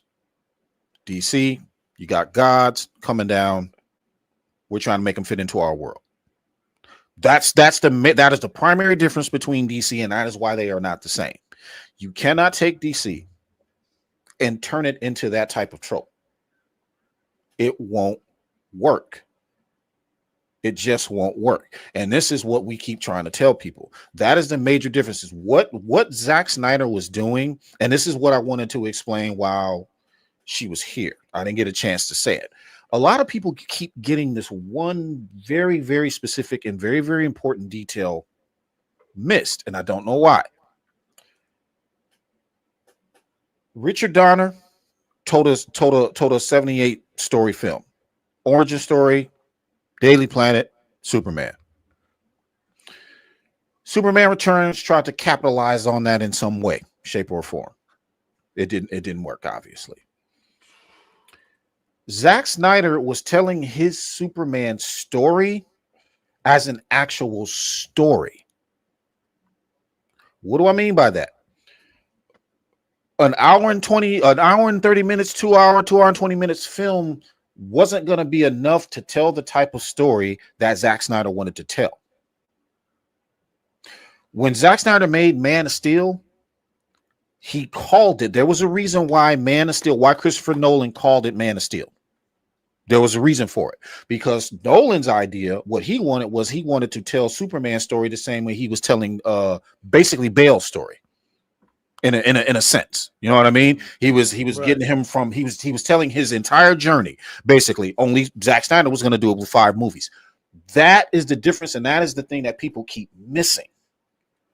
Zack Snyder was giving you the story of hope and optimism, but he was telling that story from a mythological standpoint, from a point of learning, of sacrifice, of going on that journey, all the way up to the point where when you saw Man of Tomorrow, and then finally Zack Snyder's last film that he makes, Superman, and he's got the shirt open with the S on the chest, the lighter colored suit, the whole shit. That was the story that Zack was trying to tell, guys. All you had to do was pay attention. That's it. Yeah, you wanted your bright, shiny hope and optimism in 2 hours. You wanted that all in one single movie, and that's not the story that Zack was trying to tell. Zack is an artist. He's just not a regular old movie maker sitting behind a camera. He is an artist. He was trying to tell that story long form. He wanted Kal-El's story to be a journey, not just him growing up in Smallville and then going to the Daily Planet and then fighting Lex Luthor or whoever, and then that just be the story. That's the point that he was trying to make, because his last film, or his last 2 films, I guess, if Superman, if he got to get all of his films, Superman 2, Justice League, and then finally whatever, Man of Tomorrow, whatever, the last film was supposed to be of him, and they show it in Zack Snyder's Justice League. Remember when he's back from the dead, he's in the ship, and they showing all of the suits. They show a lighter colored, brighter colored suit right before he chooses the black one. That is the suit that he was going to wear finally when he reached that journey of hope and optimism. And once he is there, his last movie was going to be all about that, or last 2 movies or something like that. I can't remember, but that was the story. Go ahead. To add that, I wouldn't be surprised that also, because remember, we already saw Jor-El with the armor.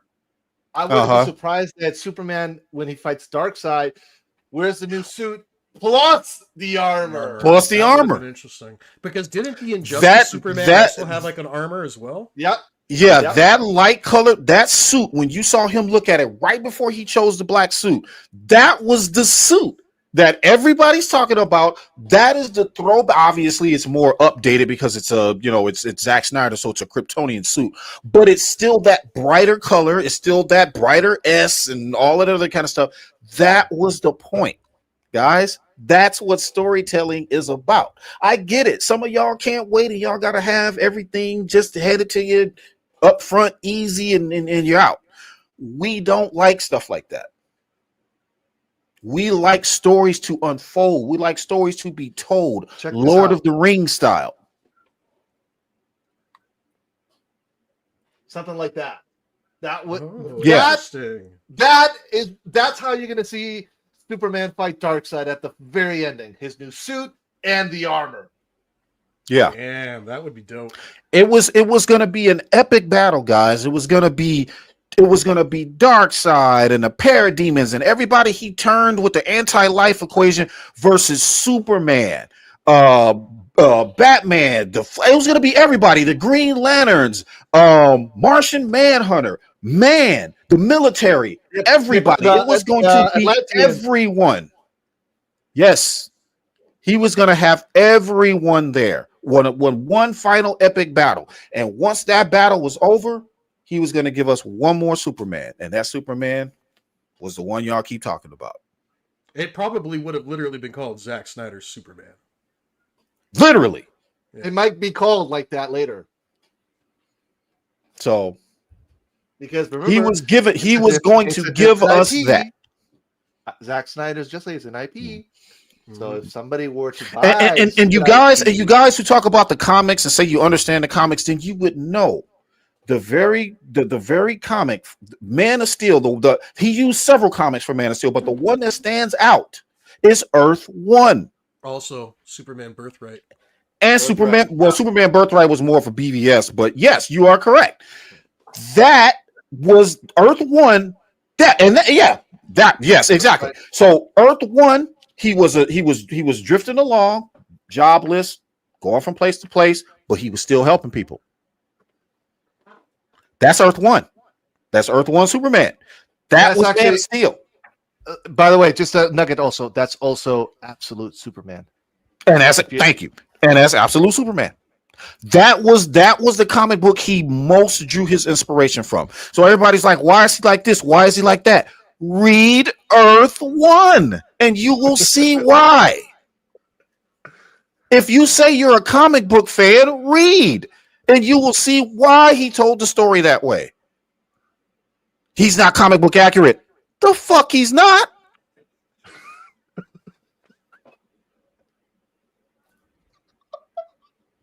Read the comic. You guys like comics more than I'm talking to the crowd in general.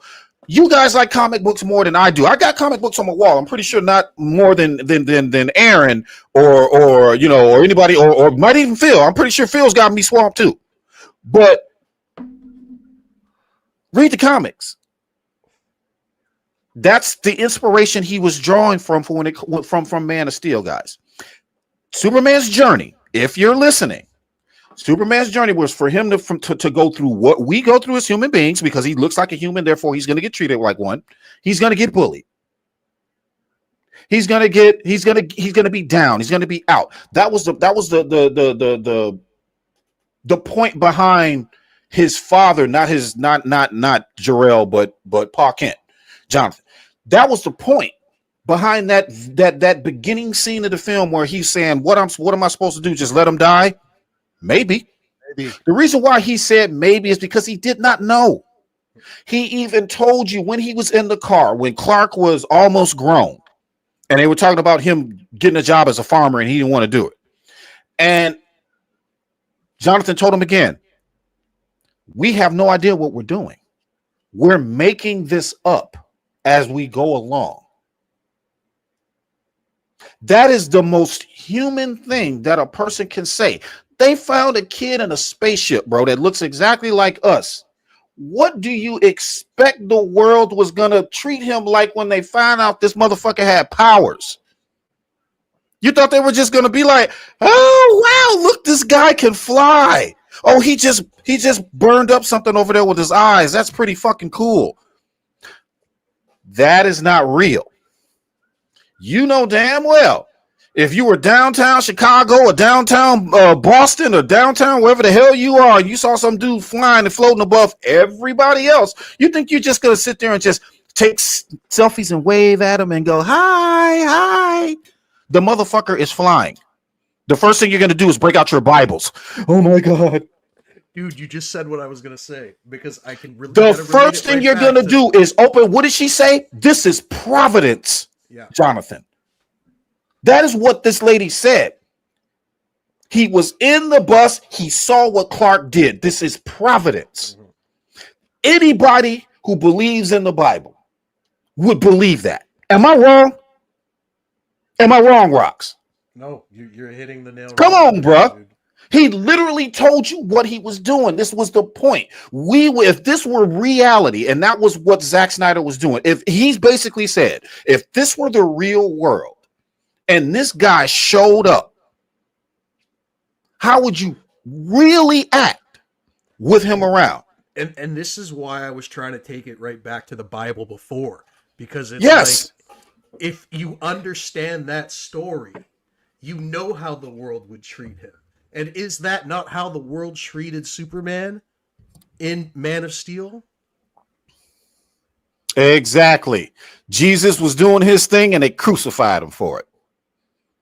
That's the story. He had to give up his life. That's what Superman had to give up his life at the end of the movie to show humanity that he was not their enemy. He was their savior. And that was Bruce's redemption right there. That's what he needed to see. That's why Zack was inspired. You know, in Zack Snyder's Justice League, where you see all the images of them like holding Superman as he's in. I think he was in someone's arms. It was almost a direct parallel to when they took Jesus off the cross and Mary. Mm-hmm. He was in Mary's arms. I think it was he in Batman's arms in that? I'm not too sure. I can't remember. But if you go Batman. Batman was Batman.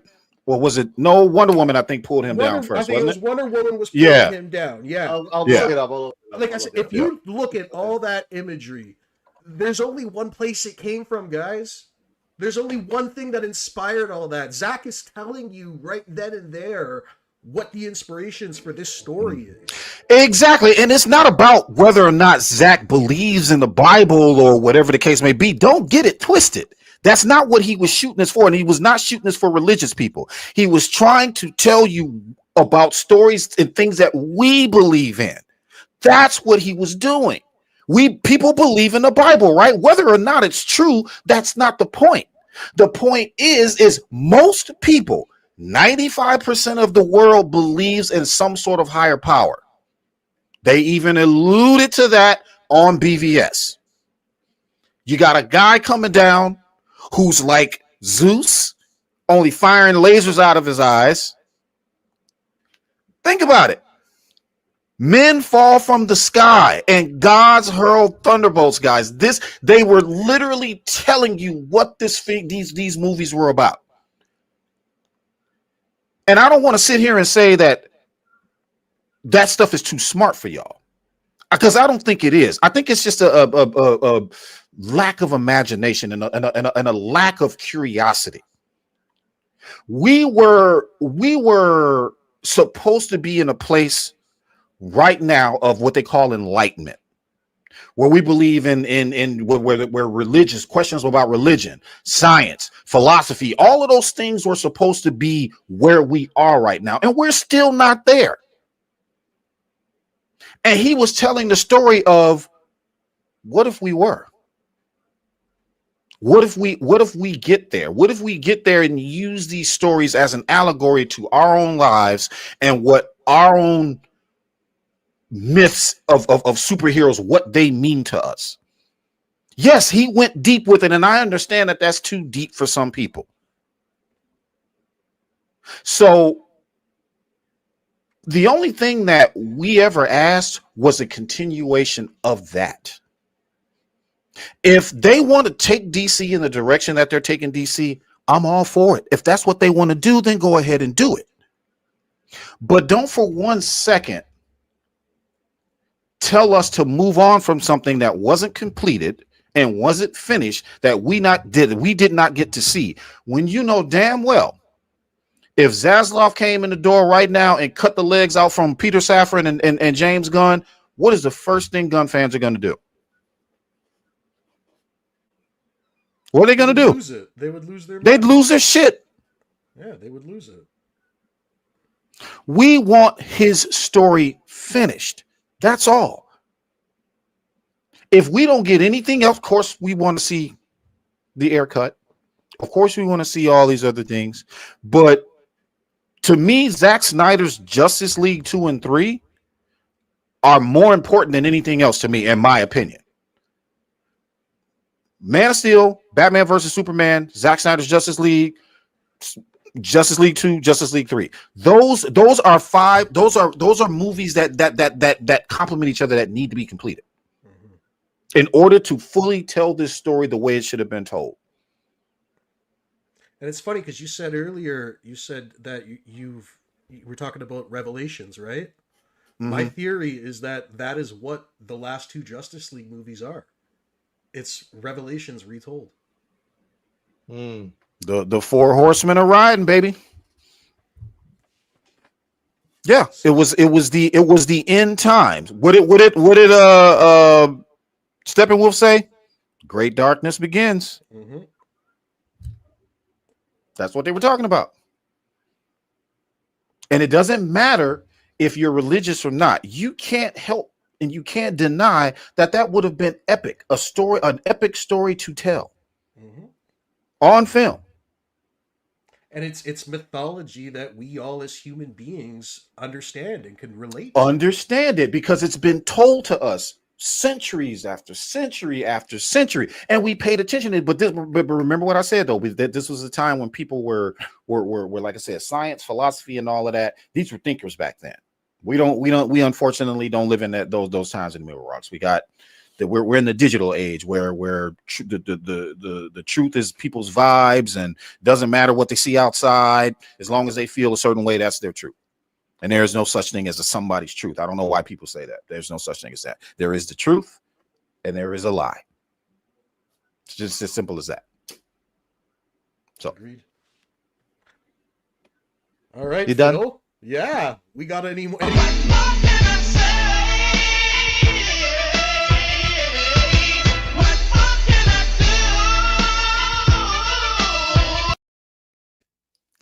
Charles, you missed the cue. Sorry. It's all good. Oh, that's funny. Anyway, guys, are you entertained? Please like and subscribe. We're going deep tonight. Yes, I want to take some questions from the chat. Like I said, we're DC heavy over here, and we're talking about this new James Gunn trailer, the Superman coming out. Chat guys, what do you guys think, man? What are we looking at here? We got some Gunn fans in here that want to respond. What do you guys think? All right, Charles, take over while I prepare our next topic. All right. So, Autobot says moral relativism. No truer words can be spoken. Moral relativism, right there. Hey, Rox, you ever seen the movie 7? Yes, I have. Bro, talk about allegories. That's a perfect example right there. Where John Smith, the killer, that's in 7. Spoiler alert, if you haven't seen it all this time, I'm sorry. It is what it is. But he referenced the Bible all as his reasons for doing what he did. And I'm talking Old Testament, not New Testament. So, yeah. No, I definitely think that, the more I look into all this, the more I see the direction that James Gunn is taking this. It's like I said, I feel like it was stripped of all the mythology. And I feel like there's a reason why they are doing that. And it's because they're afraid to talk about these subjects. They're afraid to have their audience see these things and connect those dots. That's what I actually am truly starting to believe is going on here. Maybe have you thought? Let me say something. Hang on, Sid. That is exactly what my grandfather used to tell me. Basic instructions before leaving Earth. How about that? He earned one.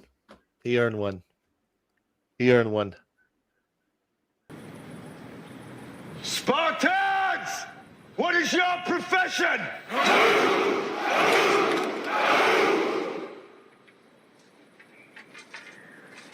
You see, old friend, I brought more soldiers than you did. Okay. Shit, I lost what I was gonna comment on something, but whatever. It's too late. I lost it. Sin Havoc, god damn it. No, but that was a good one, Sin. That was a good one. So never mind. I'll let that one slide. Okay, so ladies and gentlemen, the mother box. We are summoning the mother box because we've gone from the Bible to now summoning the demon.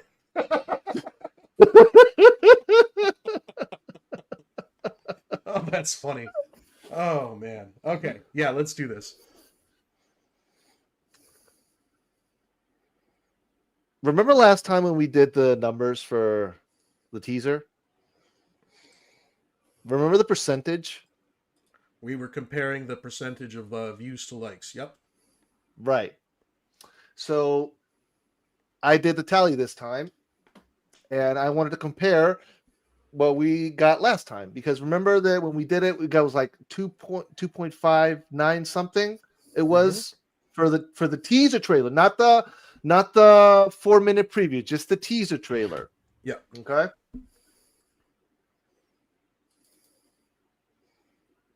So this is what I tallied up. Let me just pull you real quick. Yep. There we go. So we got DC, IGN, your usual suspects. Okay. Okay. So there's the number. 2, 3, 4, 5, 6, 7 different outlets. Okay. Okay. So the total is 34 million. 292,000. 34 million, around 34 million. Okay, yeah, 34 and change. Okay. Right. And the likes are 258K. Okie dokie. All right. So let's run the math. Because as we said always, we like to keep it real, and we're going to keep doing that. So if my video has, I'm just going to copy and paste here, and 658. Hey Phil, I'm about to send you something. Hang on, okay? Yes, sir. Okay. All right, guys. Here we go. If my video has 34,292,386 views and 658,814 likes. Likes. What is my percentage of likes to views?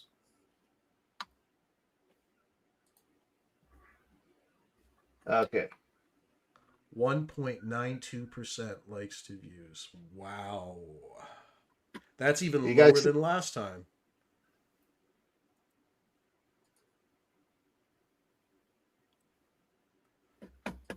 Read them and weep, guys. That's not Read them and weep. Not even 2% of the viewers actually took the time to like that shit. Wow. Yeah.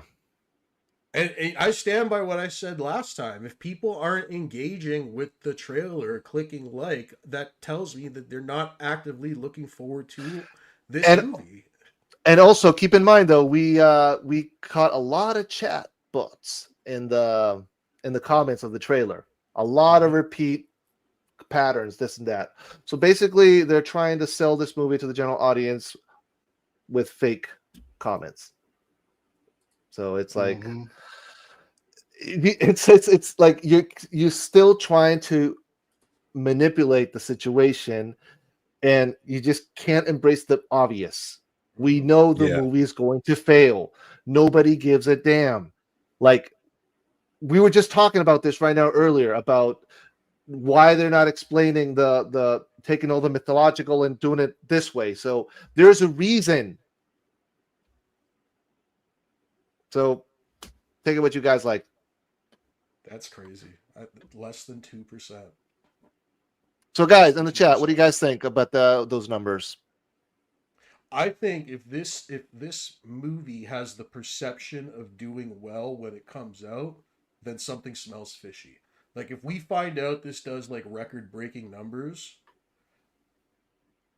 I don't think I could process it. Like, I just don't think I could understand it. To me, it smells like a Captain Marvel situation where they're claiming all these record-breaking numbers, but then when you take a look at the amount of seats that are sold, or the people in theaters taking photos of empty theaters, it doesn't add up.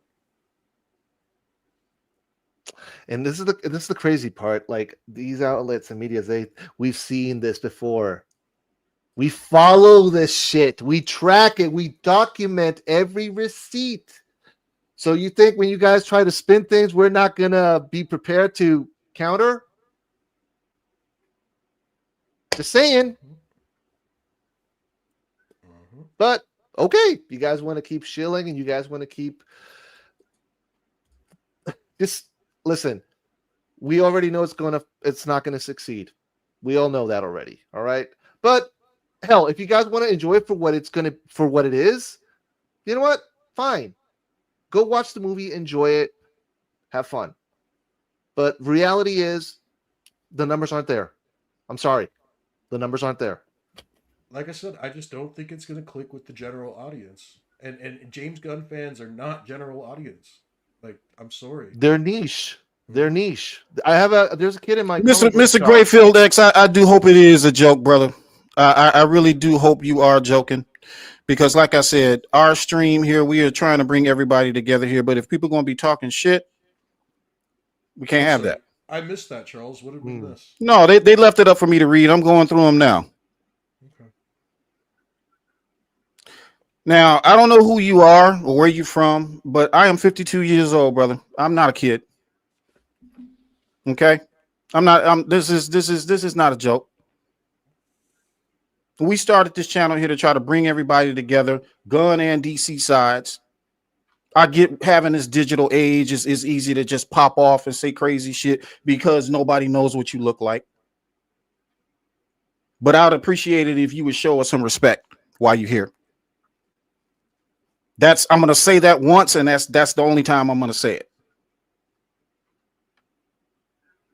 So if it was a joke, cool, let it go. Let's grow up a little bit, act like adults, okay? All right, go ahead, Phil. I like Dan Smith's comment. Are you saying you're getting too old for this shit? You getting too old for this shit, Charles? Yeah.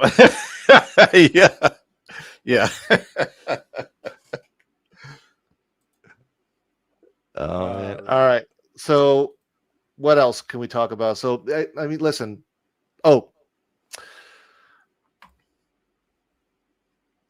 Yeah. I know Dani didn't want to really hit on that when we were talking to her, but I think we have to speak on this. We definitely have to speak on this. Yeah. No, because again, like we listen, it's just right in your face. Mm-hmm. It's literally in your face. And we're getting into my favorite part. Let's go. And you just like, it's like, dude, you have eyes. Ignore that. You guys have eyes. You guys can see. We can't ignore it. I'm sorry. Come on. It's Man of Steel. We're not making this shit up. It's BVS without Batman light. Like, it's so obvious what he's trying to do here.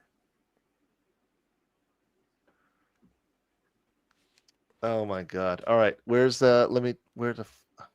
Man, hurry up! Yeah, Damn Charles it. had it all prepped for bro. you. He had it I had all it laid here. out for you. So And now Unprepared, well, and now unprepared. he's unprepared. There it is. All right.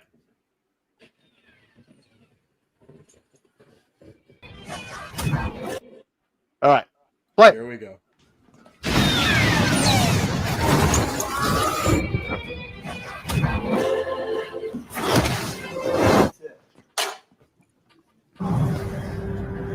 A son that's younger.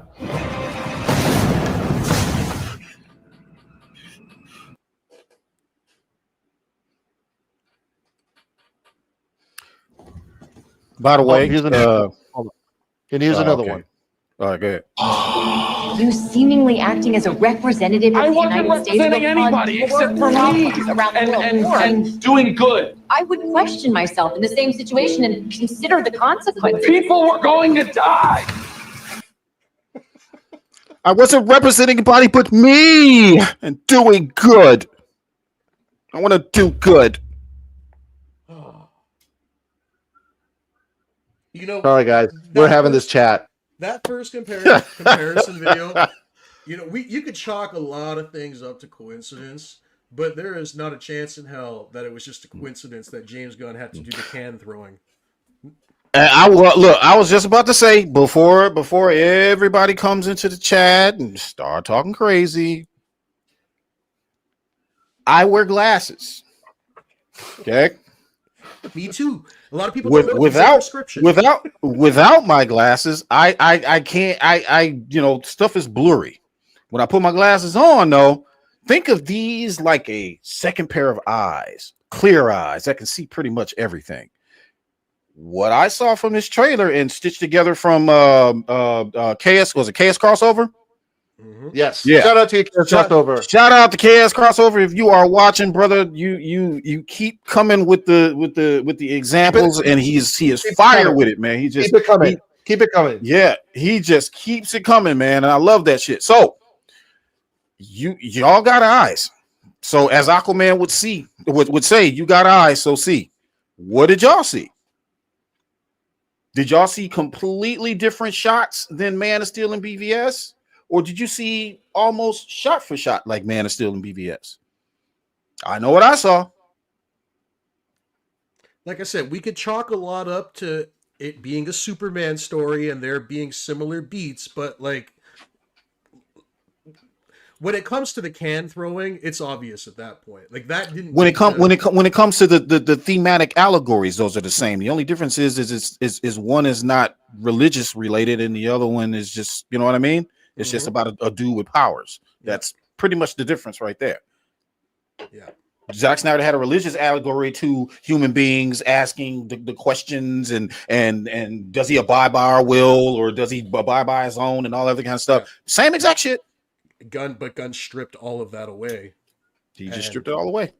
That's why I was saying earlier, I feel like it's a very Sam Raimi world, a very Sam Raimi Spider-Man world, trying to do what Sam Raimi did with his Spider-Man series and create that kind of very comic book-esque world to surround the character in. The problem is again, that's Marvel. That doesn't work with DC. That doesn't work with Superman. That doesn't relate to the audience in the way that we want to be related to.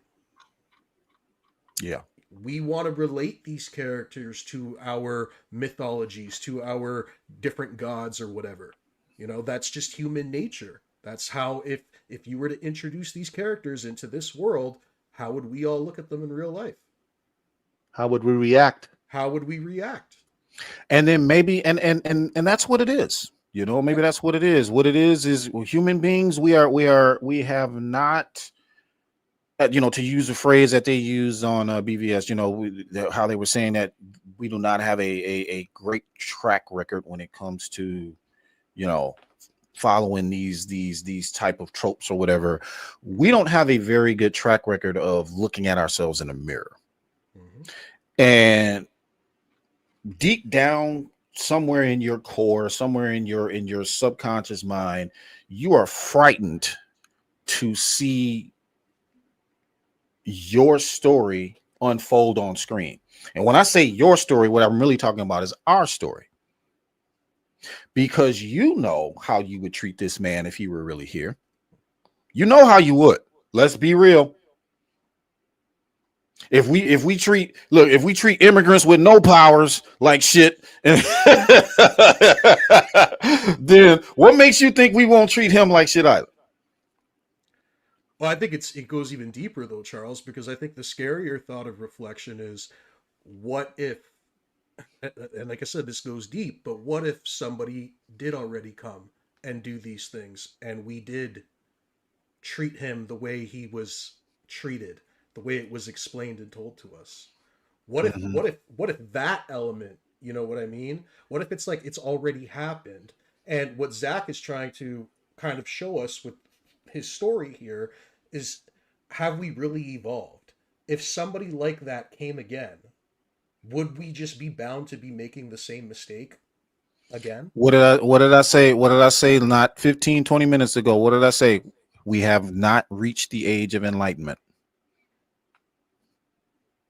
We're still Neanderthals, guys. We still think with our limbic small brains, and our base, and we always devolve to our baser instincts. No matter how much education we have, no matter what schools we went to, none of that stuff matters, because every time we turn around, we go right back to the caveman when it comes to each other. It's the truth. And this is the best part of all this. Like, Zack has always been so ahead. Hence why we got this type of story. Yeah. So the story has aged so well. Like it's a story that when you take a look at it, people weren't as receptive to it when it came out as they are to sitting down and watching it now. I mean, take a look at all the YouTube reactions that we see out there of people finally sitting down and watching these movies and their reactions to it. You know, I haven't seen one negative one. My girlfriend just saw with me already Man of Steel and BVS for the first time, and she broke it down. And she's general audience. She broke it down scene per scene, shot per shot, and she pretty much like said right there compared to Snack Side was telling stories visually. She got that he was telling a visual story. Yeah. Hey, so TFB_TJ says, will this film beat Black Adam's numbers? I think it will, but not by a lot. I'll say that. I think it will, but not by a lot. I definitely don't think it's going to do $1 billion. And I did a breakdown on this on X yesterday. So it has to be Man of Steel. Now, not talking about inflation and all of that, Man of Steel made $691 million. Okay. Believe it or not, that movie actually made more than what people thought. So the movie had a budget of $225 million plus $150 million for marketing. So that got it up to 3 and change, which is pretty expensive. But they were already getting back in merch and tie-ins and all other kind of stuff, $170 million, which brought that back down to just a straight $225 million. So $225 million with a multiplier of 2.5, that gives it $581 million. Man of Steel made $691. That's why there was so much product placement in the film. You had the IHOP. There you go. The Sears in there at the time. There you go. Product placement within the film. Right. So $581 million is all it had to make profit and get its shit back. It made 691. So there you go. So James Gunn's film. Can you bring up I put that in the folder. I put the Ohio breakdown sheet for how much the film was financed, plus the tax credit and all that other kind of crap. Bring that up for me, please. Yes, sir.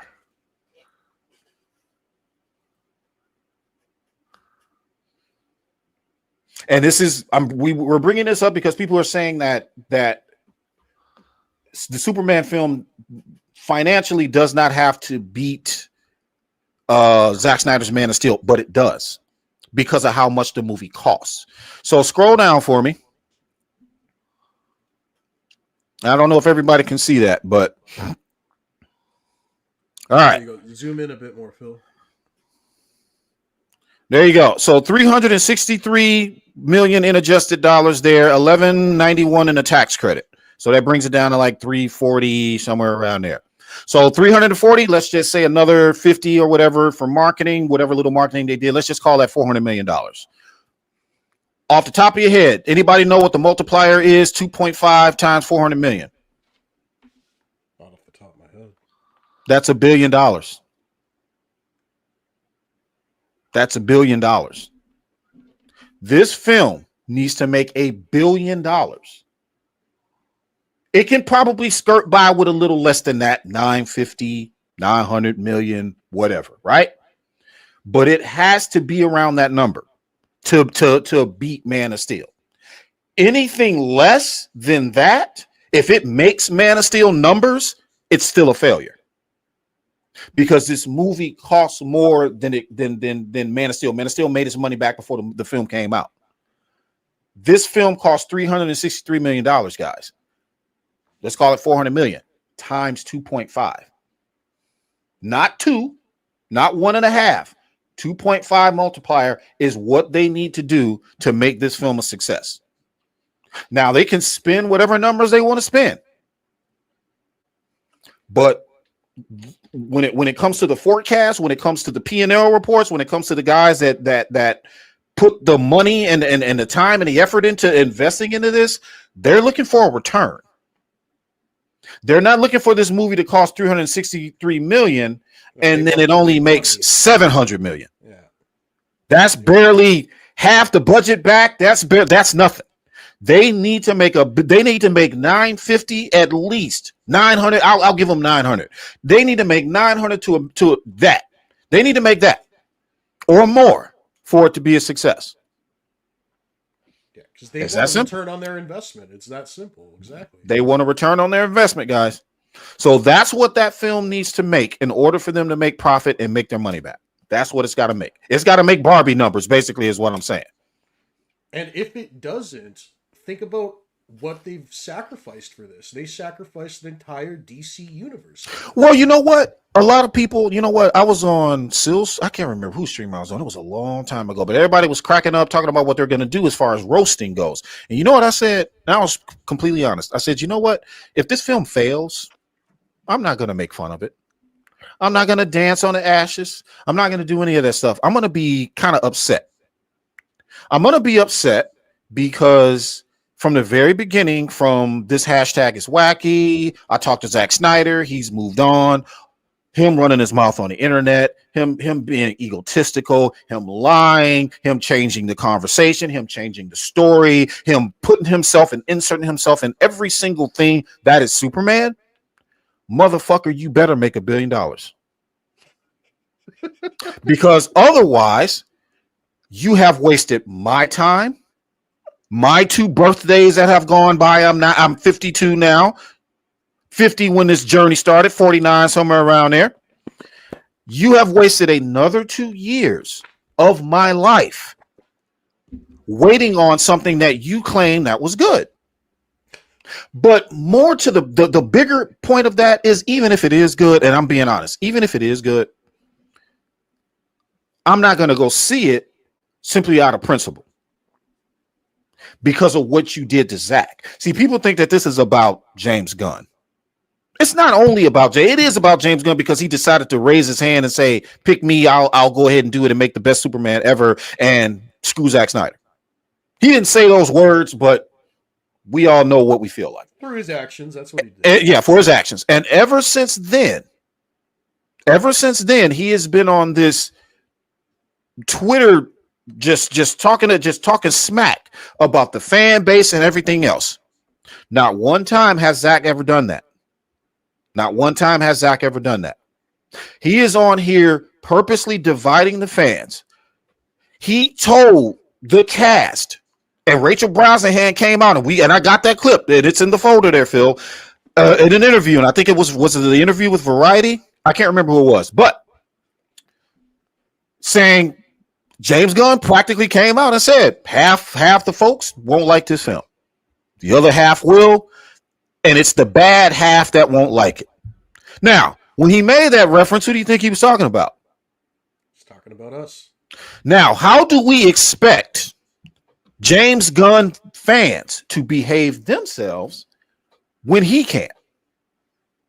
It's not for everyone. Rachel Brosnahan says Superman isn't for everyone and will surely anger the same old people who don't support ideas of progress and empowerment. Why she's making it about that, I don't know. She warns that James Gunn warned them at the start of the project that they wouldn't have the support of half the audience, but told them that's not the better half. She adds that it's not for men or women with 60s style ideas. That's why Gunn fans like this idea. Now, I'm going to stop right there and say this. She says that it's not for men or women with 60s style ideas. She's making it political. Why is she making it political? I don't have 60s style ideas. Zack Snyder's Man of Steel was a modern take. What the hell is she talking about? Zack Snyder's Man of Steel was the most modern Man of Steel ever. It wasn't 60s. I would argue that this is more in range with 60s style art, 60s style films, because it's inspired by the original Superman movie, right? Exactly. So I don't know. It's Silver Age.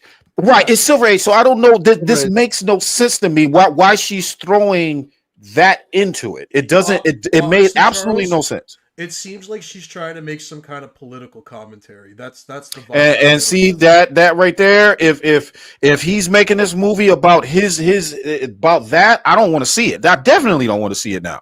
See, that's what I'm talking about right there. She did not have to say that. Actors and actresses didn't used to do this back in the day. What did I say about the digital age, bro?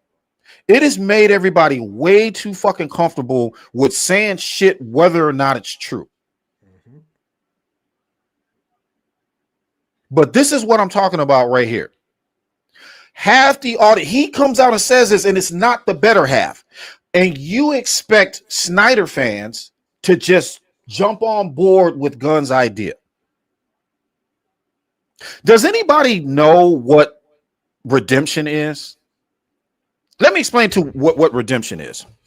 Redemption is no matter what your crime and what you've done, you have done that walk.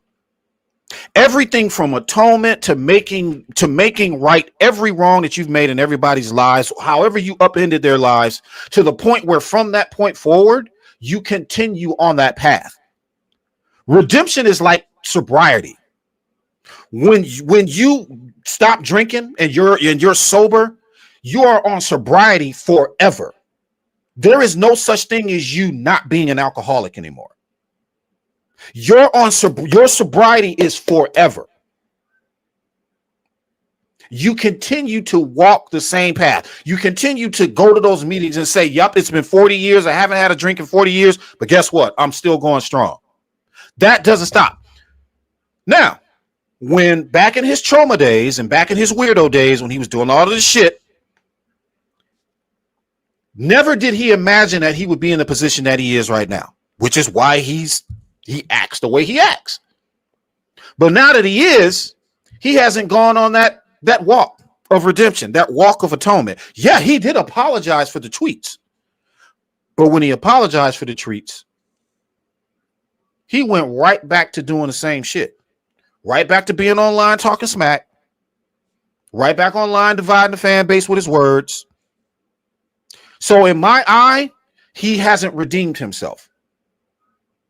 What he should have done was, after he apologized for all of the heinous stuff and we found out he was making Superman, he should have came out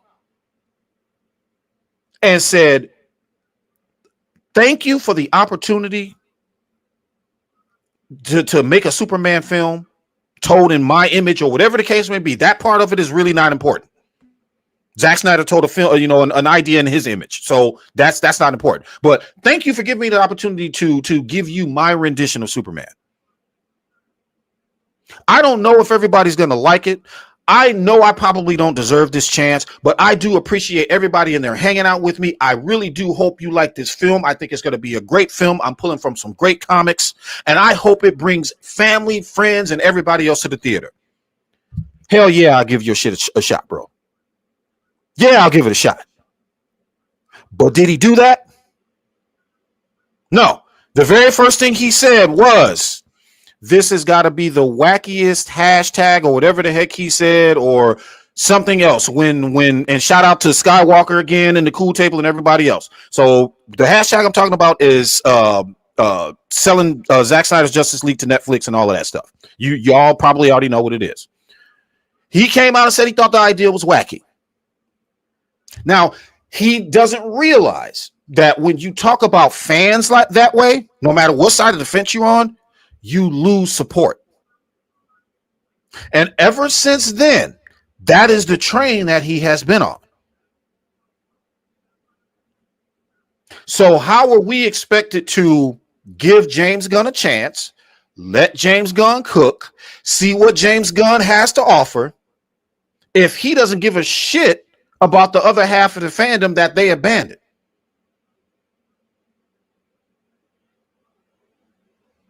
That's a no-go. So the half of us that won't be showing up to see this film, that's going to cost you in the long run. Your character, not the movie you make, not Peacemaker, not the Suicide Squad, none of your bodies of work are the reason why we're not going to see this movie. We're not going to see this movie because of your character. And how you feel about fellow artists, especially Zack Snyder. Taking pictures with him with this smug smile on your face, like we didn't know what you were doing. That is the character of a person that I don't want to be associated with. Taika Waititi is the same exact way. Got that smart ass mouth and that weird way of talking when he's online. Just weird shit.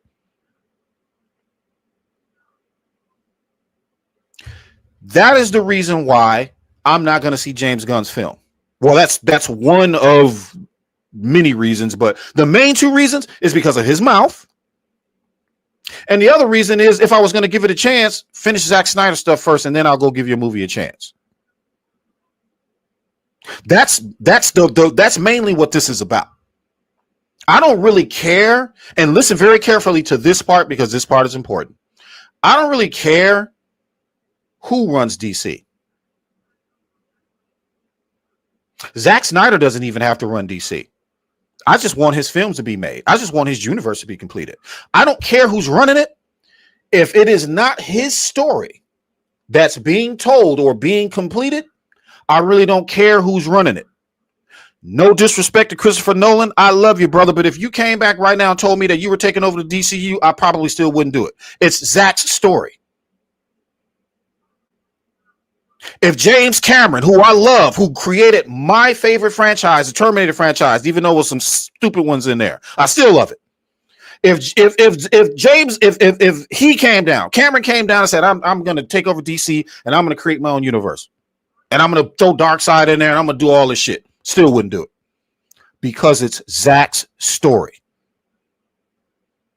Tim Burton, Anton Fuqua, Ryan Coogler, I don't care who it is. This story, the way it is supposed to be told, belongs to Zack. So it does not matter who comes in and takes over DC. So trust and believe when I tell you this is not about James Gunn. It is in a sense for his behavior and all of that, but, and I'm not saying he did anything. I'm not saying that James Gunn did any of the heinous shit that his tweets portray. He just got a fucked up ass sense of humor. And that is the type of sense of humor that I don't like.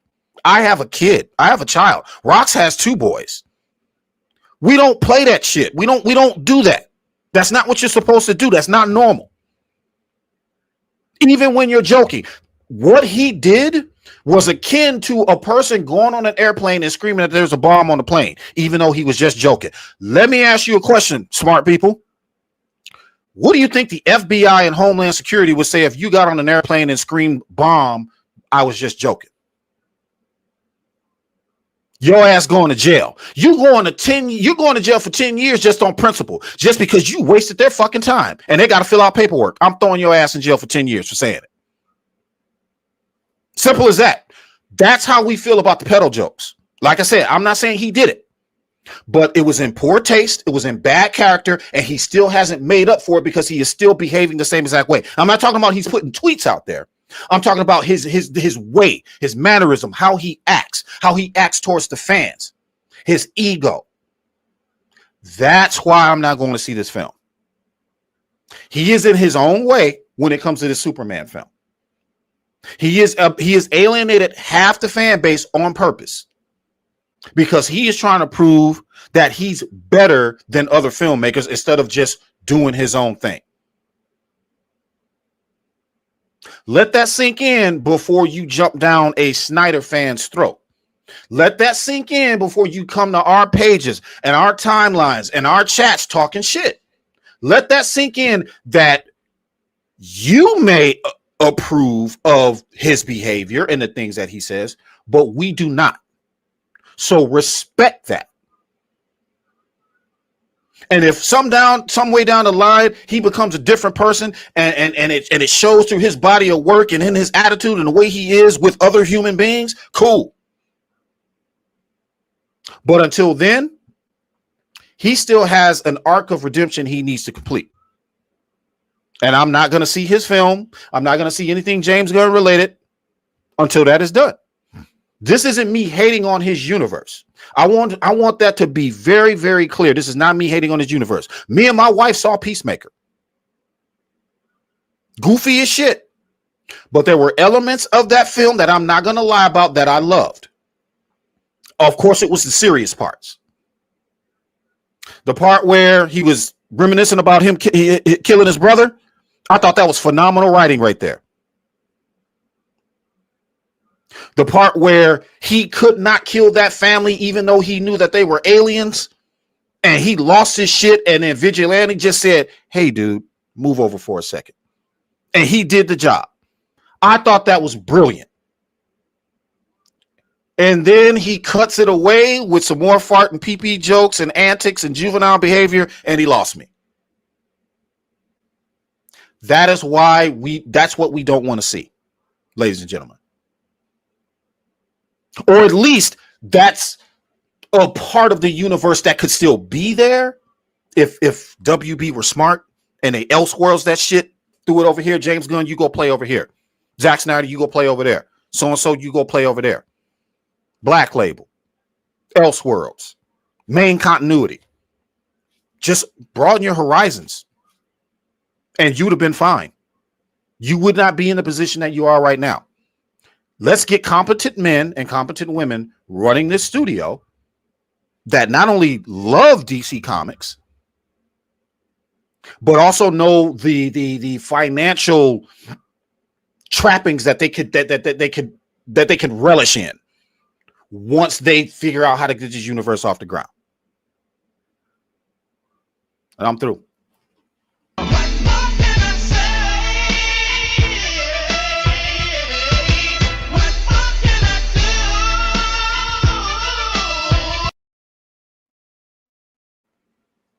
Now you nailed it, Charles.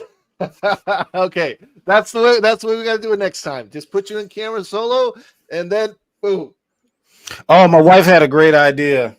I want to tell you guys about it backstage when we're done. All right, cool. But guys, are you having fun? There's been a lot of deep conversations here, so please like, share, subscribe, and come and join the party. So Absolutely. It is getting a little late. So are we still good on time, Charles? We are at 11. Let's go another 20 minutes. I can go another 20 minutes. Y'all still want to okay? All right, cool.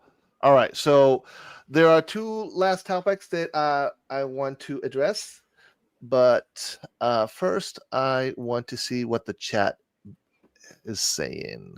Let's chat. What's the chat? Guys, what you guys thinking about all this? What's your comments, the thoughts?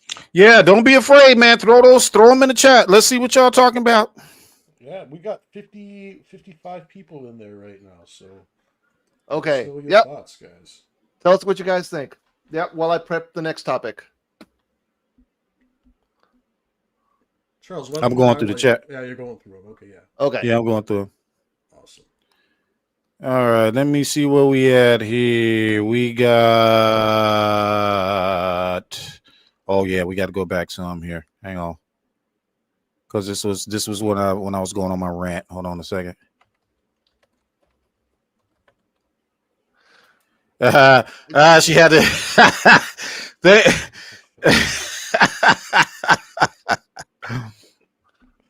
We love you, Mama Bear. Yeah. Someone had to get booted. Is that what happened? Yeah, somebody about to get the booty. Hang on a second. Phil, I'm about to send you something in your timeline, okay? You'll see it in X, okay? Okay. Hang on a second. Let me pull it up.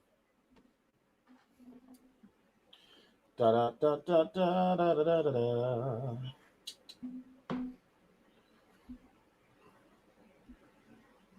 All right, it will be on the desktop.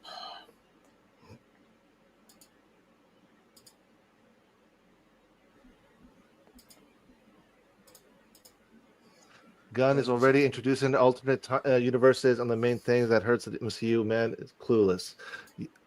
No shit. Let's see here. What other comments we got here? I don't care if the DCU exists. Just let Zack Snyder finish his story. Listen, whether this new DCU works or not, we'll see what happens. Like Charles just said right now. Like, listen, you can have multiple universes. You got Black Label. You got Elseworlds. You got. Come on. You can separate all that stuff and capitalize. You got them all. More money. Sin Havoc threw up a comment that said Gunn wants to do a World's Finest movie. Oh shit! Damn. Okay. The picture, right? Yeah. The one I just sent you? Yeah. Yeah. Okay. Oh, you want me to pull it? All right. So before you pull it up. All right.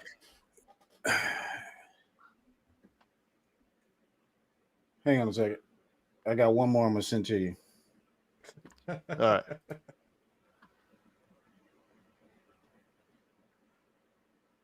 I'll comment on the picture after. Okay. Okay.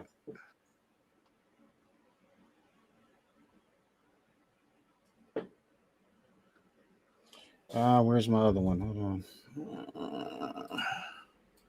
Unprepared Charles. All day. That only works for you, Phil. Only for me? Only for you. No, you know what else I thought was interesting that we didn't hit on? What was that? The one part of the trailer at the very beginning, I think it was like right before the actual trailer starts, where Superman is making that reference where he's like, hey, eyes up here. Trying to insinuate that everybody's looking at his crotch because he's wearing his trunks on his outside. Did you guys catch that? You think that's why the comment is where eyes up here? That's why he's saying, hey, eyes up here. Where else would people's eyes be? That's that James Gunn humor, bro. That's you think that's the breaking the third wall? Yes, of course, dude. Of course. What say that again, Rox? So you know the part in the trailer where it's like right before the actual trailer starts, you hear Superman say, he looks at the camera, he's basically looking at the camera, he says, hey, eyes up here, and then he flies off, and then the trailer starts. What they're basically insinuating is that if he's saying, hey, eyes up here, he's insinuating that somebody's looking at his underwear, looking at his trunks. That's where right. They're focused, right? That's that James Gunn humor that I see inserted into all this. Right here, I found it. You got okay. I got it.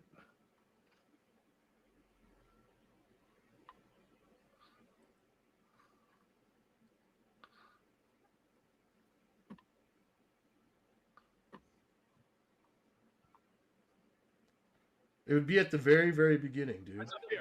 Oh, right there. There you go. Hey, buddy.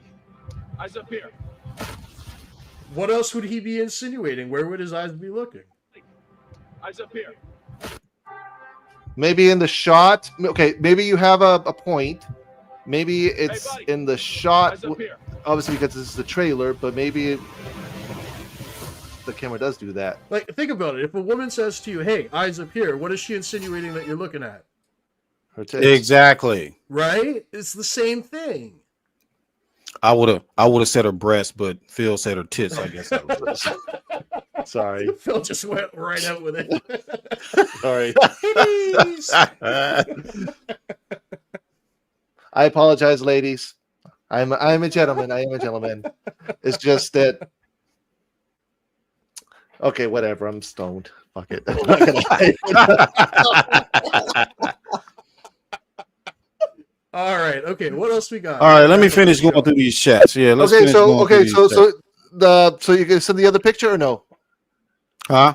I can't find it. All right. So what do you want to do with the one that you sent me? You want? Yeah. Throw it up. Throw it up. Okay.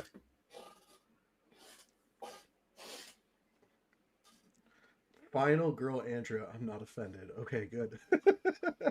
I see Gilmore Girls is laughing too in the chat. That's funny. Y'all see that picture right there? That's me in another life. Damn, Charles. I was meaner, still mean a little bit. Damn, homie. Is that a grenade? Before that, I served. No, that's not a grenade. Oh.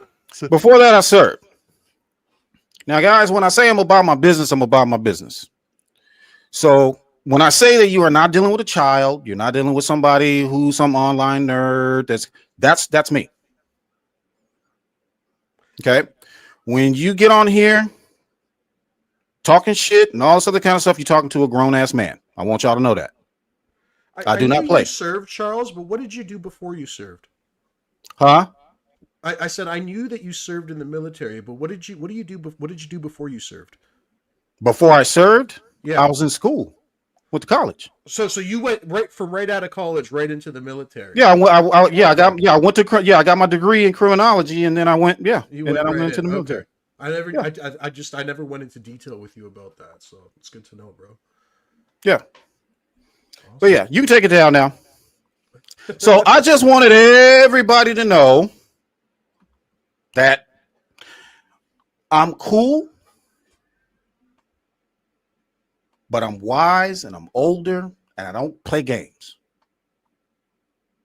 So you're talking to a grown-ass man. Just keep that in mind. When you come onto our chats and you come onto our things, you respect the people that are here. You respect the ladies that are here. You respect the people that are on the panel. And most of all, you respect us. You are more than welcome to come on here, speak your piece, just like we had our gracious host Danny do, with respect, with kindness, with some sort of kinship, or don't come back. I think that we can all be reflective when it comes to this geek shit and this cape shit. Because in the end, like Phil said in the beginning, it's just film. It's just movies. Is it really worth all the animosity and the shit? You're gonna have your opinion. Have your opinion. That's what having opinions are for.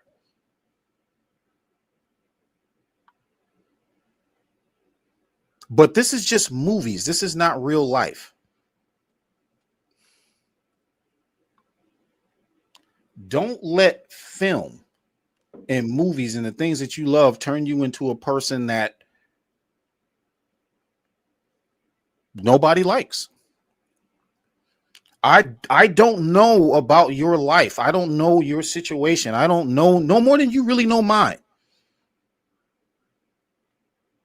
So you get online and you speak about things that you don't know about. And a lot of you people, especially in this new generation, y'all do that a lot. Learn to pick up a book. Learn to read. Learn what the truth is.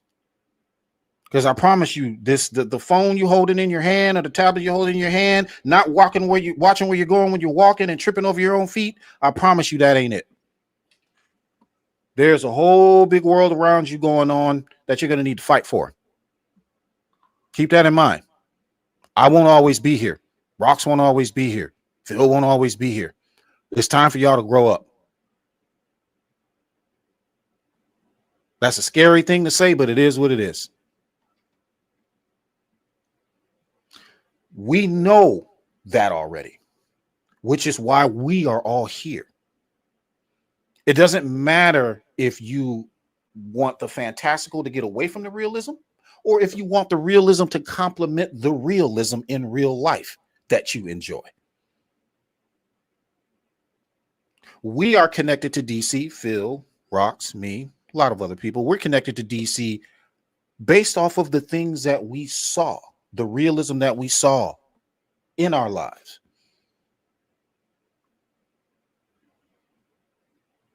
That's why Zack Snyder's version of Superman, that version of hope, matters to us. We want to see his journey, his what he goes through to make him the man, the symbol of hope and optimism and the beacon of light that everybody sees. We want to see that entire journey because we can relate to that type of journey. Just as you relate to losing yourself in the fantastical and forgetting about the world for 5 minutes. No different. And we ask that when you come to our chat, you come to our pages, you comment, just be respectful. There's no reason why we all can't have a dialogue when it comes to this stuff, okay? All right. Phil. Good. All right. So let's see what other people think. Ooh, Phil, we got one more thing. We got one more thing we got to add after this subject.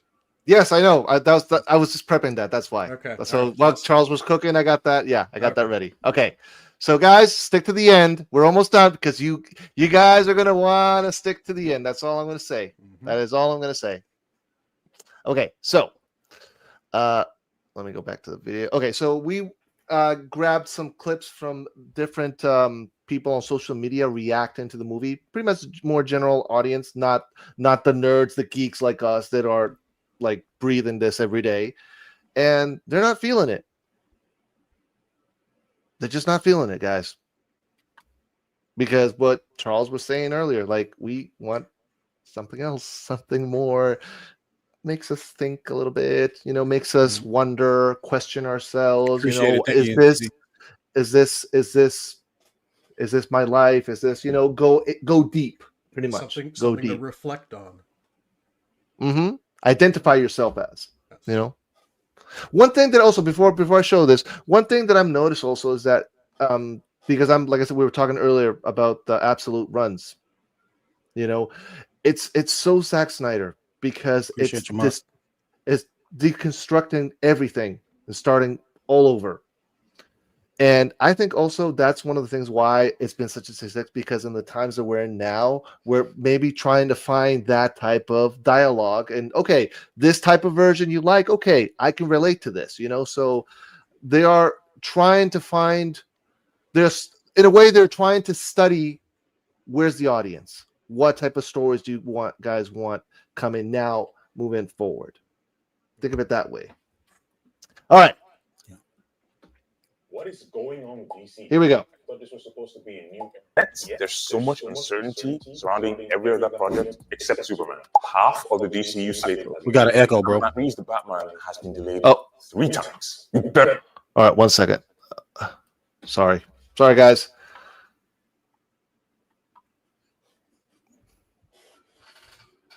What is going on with DC? I thought this was supposed to be a new era. Yet, there's so much uncertainty surrounding every other project except Superman. Half of the DCU slate has been delayed, and Matt Reeves' The Batman has been delayed 3 times. You better not cancel that movie. The new Superman movie looks like it's produced by the CW. Previously on Superman and Lois. Your mom wanted us to move to Smallville. It's a simpler life. What does Morgan Edge want with Smallville? And if the plot leaks for Superman are anything to go by, then it's over for DC. And you know what?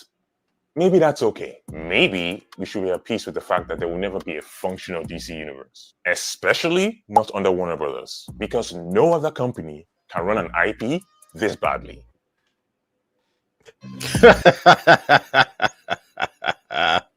That was good. Well, there's so many. There's so many videos. It's just like, it's not just us. That's what we've been trying to tell you. It's not just us. This film just it does not speak to me, man. It just does not speak to what I want to see. I'm not saying that it can't be seen. This is his vision. And like I said, even when it comes to Gunn, everybody deserves their vision. Come on. They do. I don't care whether you like it or not. They do. But to make that the main continuity of DC,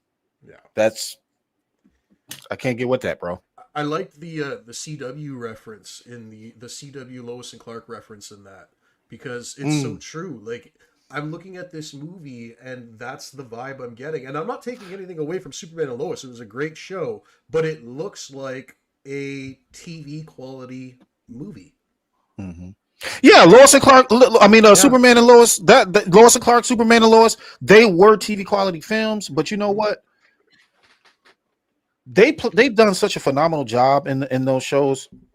The graphics, I'm like, whatever. I can look past all that. They're delivering dialogue. They're delivering emotion. They're delivering that story. I can. That part, I was just like, whatever. It's gonna be CW. CW's gonna CW. You know what I mean? Like, I wasn't knocking Superman and Lois, but what I'm saying though is that when you are looking at a feature film, you expect something of higher quality, and that's quality. Correct. I'm not shitting on Superman and Lois's quality, because for the budget that they had, what they accomplished was phenomenal. It's an excellent not bad. Show.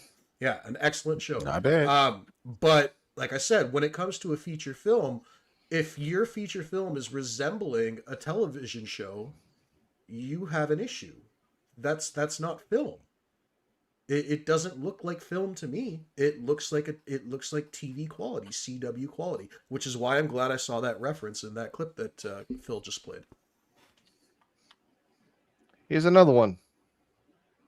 What in the hell is this? What in the hell happened to DC when we had a serious tone? James Gunn is taking DC and running it into the ground with all these jokes. In the new Superman trailer, the city is being destroyed. But you have this one girl here taking a picture. You would think in a serious moment like this, everybody would be trying to get out of the building, but no, she has to take a selfie. Here comes my part. This man in BVS was praying to God to protect him, protect his family, because he knew what was about to come. This was one of Bruce's most trusted employees. Bruce was running to this man, trying to save him, and he couldn't. And this man was just praying and was going to accept whatever fate came to him. But in a serious moment like this, you have this girl just making a joke, James Gunn making a joke out of a serious moment. Not everything needs to be a joke. This isn't Guardians of the Galaxy. I understand that there are going to be jokes in a movie. I completely understand that. But in a serious moment like that, you don't need to be taking pictures. That makes no sense. You should be running for your life. And that's why James Gunn is ruining DC, and he's ruining the Superman character before he even comes out. He's making sure this movie is going to be a box office flop. It doesn't make any sense on why the tones for every single project that James Gunn has done is like this. This is why everything doesn't make any money. People might like the jokes here and there, but everything fails in the box office. The Suicide Squad, Peacemaker, and Superman are all going to fail. What did I say earlier? What they were doing. And this is the perfect example. A very realistic thing that a human being would be doing in a situation like that is obviously praying to God for their survival. Praying to God that they live. What this movie is doing, I'm not a crazy religious person, guys, but I'm just calling it as I see it. They are stripping everything that had to do with God or a biblical sense or you guys get where I'm going with this, but they're stripping all those elements out of these stories and giving you what we're getting now, an unrealistic comic book world. Because that reaction of taking a selfie while buildings around you are crumbling would not come from any human being from our world, from this world. Well, remember what I said, Rox. Some people, and Dani made a very good point. She said that that's the type of world that they want to be taken into. The way I look at things, people think that I look at things cynically, but actually I don't. I look at things stoically. There's a difference.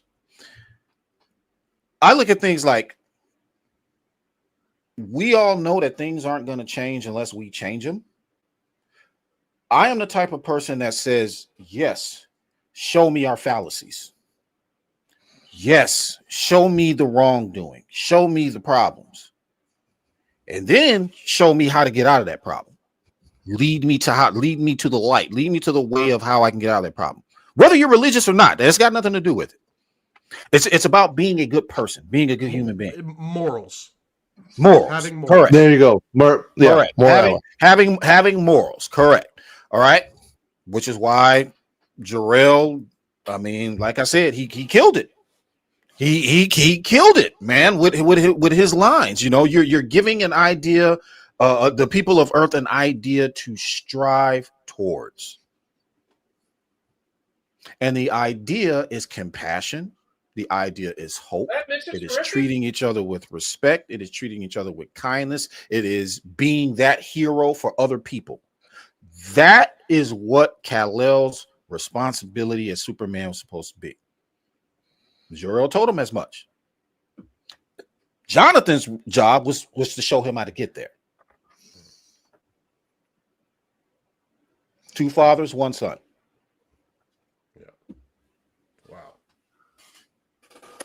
So I want to show one last video before we go wrap it up and go to our final topic. We were talking about when we were breaking the numbers of all the product placements with the Man of Steel, BBS, with the IHOP, what was the Turkish airline, I think, on BBS. I think so. Yeah. Yeah. Okay. All right. Here's an example of product placements. So this is probably, then I'm assuming this is a scene from the movie. Oh God, I know what this is. I with a milk bone box. Like, oh no, man, is this a sold out Superman film where they're gonna have like Lois Lane just magically hold a cup like this and just take a sip of coffee? Is this what they're gonna do? Look, the Campbell soup thrown to the back of his head. You know, is it all going to be commercial based? Is that how they're going to make their money back? It's going to be an ad film. Bro, look, I don't mind. This is terrible. I don't mind product placement in movies as long as it doesn't seem like it's as long as it's not like distracting in a way. Do you know what I mean? But Wayne's World all over again, I tell you. And we know that James Gunn. It may be the only way. Look, it may be the only way they can make their money back. Yeah. I mean, do you think Pepsi, Mountain Dew, whoever the hell, they're paying the studio to put their shit in the movie? Hey, man, can you throw this in here? We'll give you $100 million for it. Okay. That's what's happening here. Because without that, and without the other half of the fandom, what you got? Now, Rox, as a 52-year-old man, I want you to pitch me that Crypto Dog and Mr. Terrific. Pitch it. Go. Sell it to me. Make me want to watch this movie. All right, Rox. Do it while I prepare the final topic. Go. Yeah. Okay. Charles, there's absolutely nothing I can say to pitch that idea to you. You know what? Right answer. Listen. If it was done in a realistic sense, like the way Superman and Lois ended, I could accept that. You know what I mean? Mm-hmm. Where right. You saw how they tied it all up in Superman and Lois, how at the end of his life, you know, he got a dog, blah, blah, blah, called him Crypto. That I can accept, because again, it's a very realistic, grounded take on this character. It's something that I could see happening in the real world with the direction that they chose to close. Let me ask you a question. Do you think that James Gunn is capable of telling a singular character driven story without an ensemble cast? Do you think he's capable of it? Whether or not he wants to, that's a different story. Can he? Do you think he has the chops to do that? Yes, because I'm pretty sure he did Brightburn. And well, no, he produced Brightburn. Oh, so he didn't direct that one. Okay, I thought maybe he directed that one. He just produced it. Okay, then I don't know. Then I honestly don't know. And that's what I thought Superman was going to be the test for. But you see how many characters he's had to insert into this movie, because I don't think he is capable of telling stories without those big casts. Well, I made a comment about that, and that's the reason why I asked you. I made a comment about it. So in an article, this comes from an article actually, that they were basically saying in the Forbes article that they were worried about the Superman. I put the article in our folder to Phil, by the way. So he's talking about that. Basically, he's worried about the Superman. Still has his reservations, whatever. And then there's a part where I clipped where he says, where he talks about how this is not an ensemble film, and it didn't click on me until just now, or then when I was reading the article, that he can't write an ensemble film. I don't think he can. And here's why I say that. Anybody can use the excuse that this is not an ensemble film. All you got to do is change what the story is. I dropped Superman in the middle of a bunch of superheroes. That's basically what he did. So that would work. And that's why Gunn fans are saying, no, this is not cameo porn. No, this is his already established universe. But that's an excuse. The reason he's using that excuse that this is an already established universe is because he cannot write a singular Superman story. Well, then the Gunn fans would retaliate and say he just doesn't want to tread on the same waters that something like Man of Steel did. But then when you take a look at the trailer, it's like, what do you mean? It's Man of Steel. It's Man of Steel and BVS combined into one movie. Yeah. So I can't. It's Man of Batman versus Superman. Charles, it's Superman v Crypto. that's what it is. What's up, Phil? No, like the article you wanted me to pull from the drive. Oh, the one that talks. Oh God, hang on a second. Let me look at it. Look in the one that says Lethal Geeks, and it's got 517. Yeah. I tagged it 517 because that's all the stuff that I wanted to go over. Yeah. And it's in there. It's just a square, but basically it talks about finish up, Charles. Go ahead. Yeah, it basically talks about, him saying that that it's not an ensemble film. And I basically said, yes, it is, because he's incapable of writing a singular film. He can't write a Superman origin story or a film about just Superman. He's got to throw other characters in there. They have to be the sort of the bulkhead holding up basically this story is not it seems like it's about Superman, but is it really about Superman? Do you get that feeling that it's about him?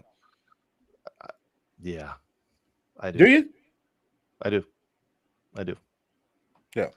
Like you're inserting yourself too much, James. Come on, man. He's supposed to be talking about Corn Sweat and what Corn Sweat brings to the role, what Corn Sweat's idea of Superman is, what he's looking for in Superman. He should be talking about them. And he keeps saying, I. Ozu the dog. My dog is Crypto.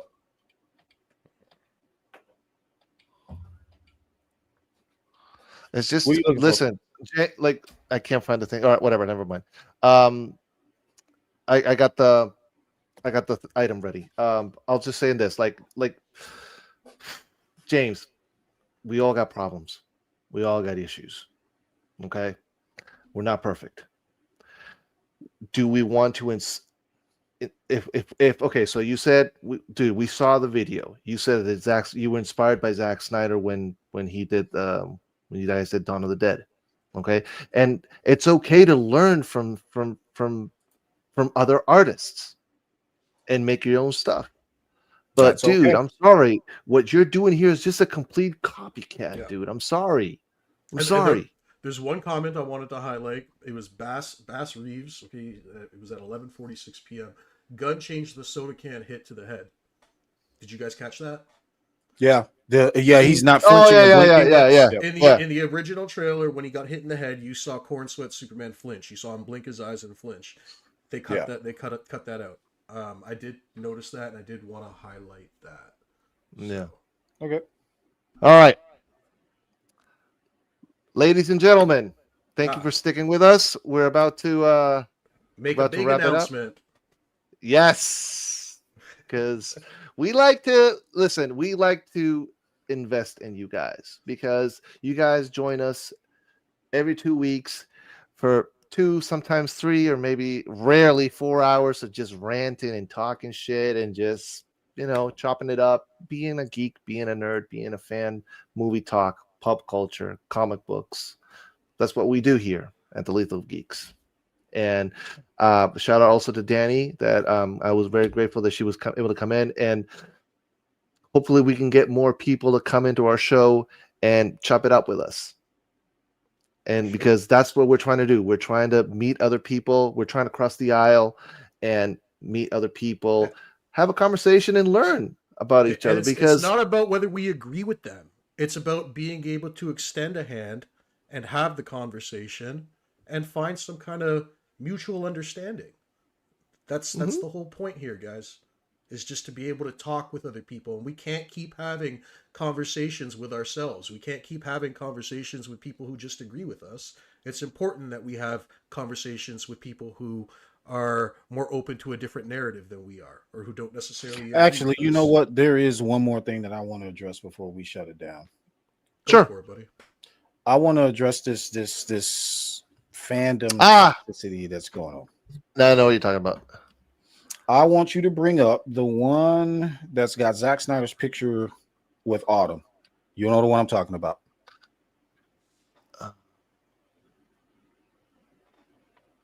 It's got a bunch of, other tweets in it. It's like a. Yes, I got it right here. Don't bring it up for me. Throw that up.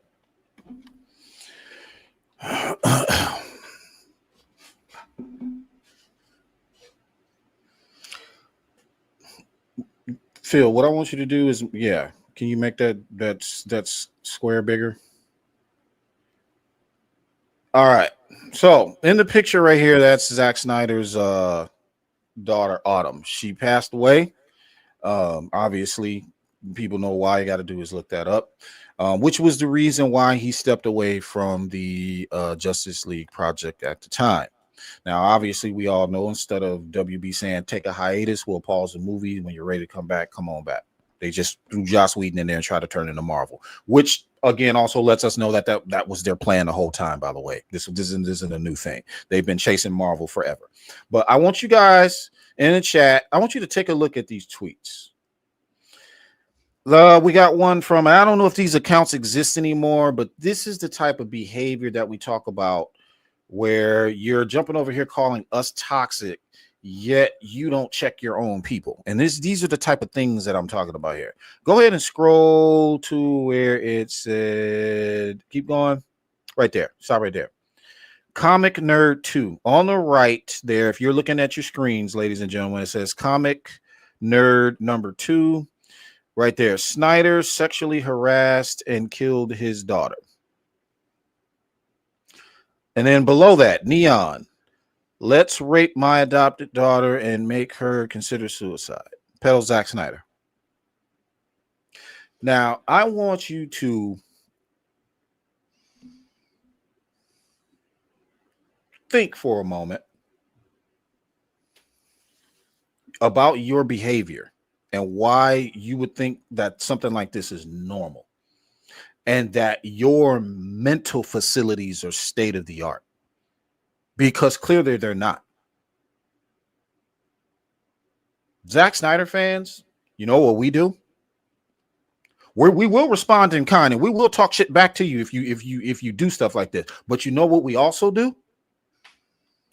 We do work for this exact type of stuff, this exact type of trauma, which is suicide prevention, AFSP. We raise money, make t-shirts on behalf of Zack and his universe. That money then goes and is donated to AFSP. Shout out to Ink to the People, by the way. They're the ones that make all of the shirts. Go check them out. That's why we do this. Because Zack Snyder deserves better than whoever these people are that hide behind their keyboards and hide behind their avatars and all of that. Because I can't tell you this, I'm not a religious man. But if God were real and he saw this and it was your time to be judged, what the fuck you think he's going to tell you?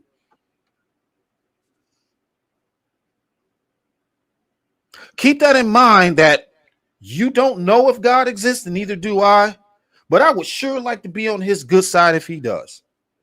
And do you think that this is the good side right here? Hang on a second, fella. Let me turn my lights back on. They cut off automatically. Alexa, turn on off his lights. All right. LLC. Now, what Gunn fan can tell me, DC fan or whatever you calling yourselves, can tell me and look at this and say that this is okay? I want one person to sound off in the chat and say this is all right, A-OK behavior with me. You guys say that you want this Superman to inspire hope and optimism, but you go and you do and you write and you say things like this because a man, flesh and blood man, made a film that you did not agree with. This is why we think you people are monsters. Because you know that at the end of the day, you can turn your little computer off and be safe in the knowledge that nobody knows who you are, whether you live in Timbuktu or Kansas. This is the type of behavior right here that in real life, if you said some shit like this in front of somebody, you would get your shit fucked up. Which is why I'm extremely passionate, and why I'm always passionate about saying the things that I say. You will reap what you sow. And that's not a Bible line. That's just period. That's just the way the universe works. And the universe tends to unfold as you should. And if you think that you're going to get away with something like this your whole life, you are surely mistaken, because there's going to be somebody in your life that's going to be touched. There's somebody in your life that you're going to want to protect and secure, and you won't be able to. So think about that stuff before you get online and start talking shit about a man and his daughter and his family simply because he didn't make cape shit the way you wanted him to make cape shit, because that's what this is about. I don't know what's wrong with you guys' generation. I don't know why you become complacent and lazy and uneducated and uninspiring and everything else. But that is the reason for the downfall of this world, of this planet. You need to get out of your collective asses and think about what you're doing online before you do it. Because just because it's there doesn't mean you're important or more important than anybody else. You want to be inspired by Superman, by hope and optimism? Show it through your actions. It's that simple. I don't care if he's a fictional character or not. People are inspired by Superman the same way they're inspired by military members, because they go out and they do the hard work and they do their jobs and they sometimes sacrifice their lives, and people want to be like that because it means something, because they know the world is more than them. Well, I got some news for you. The world is more than y'all. Grow up. Act like adults. Journey through your lives like adults should, and do the best that you possibly can, because you are not long for this world, just like the rest of us. And if there is a God on the other side of this exercise, I hope you're going to a good place. Simple as that. I just want to add in there, I think it's very important that we are very careful with the words that we use and the words that we say online, especially because our words, especially in the digital age, are going to last forever. What you write, what you say, it's going to echo throughout time because this internet stuff is not going away. This is forever, guys. Y'all don't think about that. Powerful, guys. Very powerful. So when you jump online talking about hope and optimism, make sure in the next breath you're saying we should squash all of this. This is stupid. Let's be more like Superman. Because currently, you are not.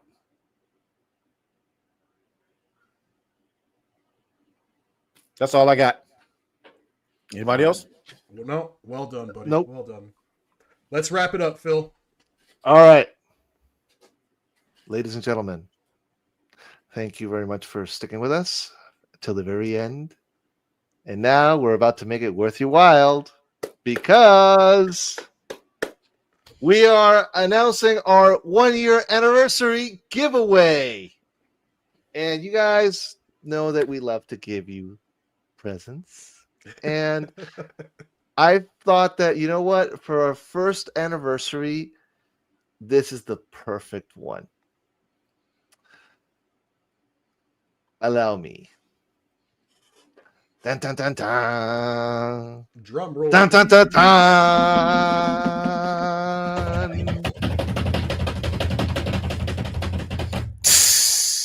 Ladies and gentlemen. Pull up the red banner so we can see the whole photo. Oh. There we go. Rox, explain them to them the promotion, All right. please. Perfect. All right, guys. So this is our 1-year anniversary giveaway.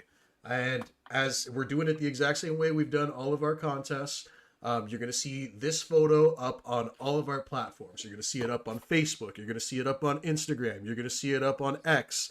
And you're also going to see it up on our YouTube community posts page. So all you guys have to do is follow us on the platform that the photo specifies, whether it's YouTube, Instagram, Facebook, whatever. Follow us on that platform and like the post for a chance to win a brand new Batman v Superman Dawn of Justice 1/6 scale limited edition statue.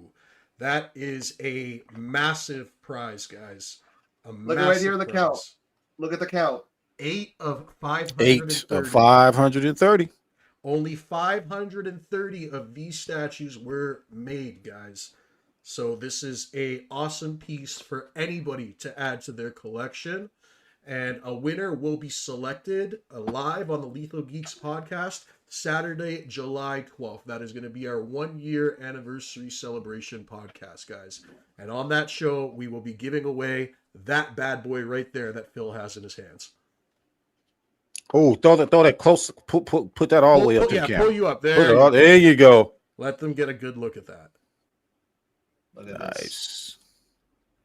And the whole, like, the thing looks literally like an actual batarang. It's insane. Yeah. That's sick. This is that was the suit he was wearing. He was whooping people's ass in the warehouse scene. Come get some. So yeah, guys, the one we're giving away is brand new. It hasn't been opened. The box it's never been opened, right, Phil? It's correct. In the box the entire time. In the box. So it is a brand new Batman v Superman Dawn of Justice 1/6 scale limited edition statue. The post should be going up as soon as we wrap up this stream. We're going to throw up the giveaway posts on all the platforms. So again, guys, just make sure you're following us on our platforms. Make sure you're liking. Make sure you're sharing. And then once it comes to the giveaway, we're going to tally up all the likes on every single platform, and we're going to give it away. So that's how this is going to roll, guys. All right. All righty, guys. So, guys, best of luck to the lucky winner. And yeah. And we got other surprises also coming down the pipeline. So just so if stay tuned. Mm-hmm. Stay tuned. Lots of stuff planned, guys. All right, ladies and gentlemen. Final thoughts. Raw Talks, you go first. what am I gonna say, bro? I don't know. Say something.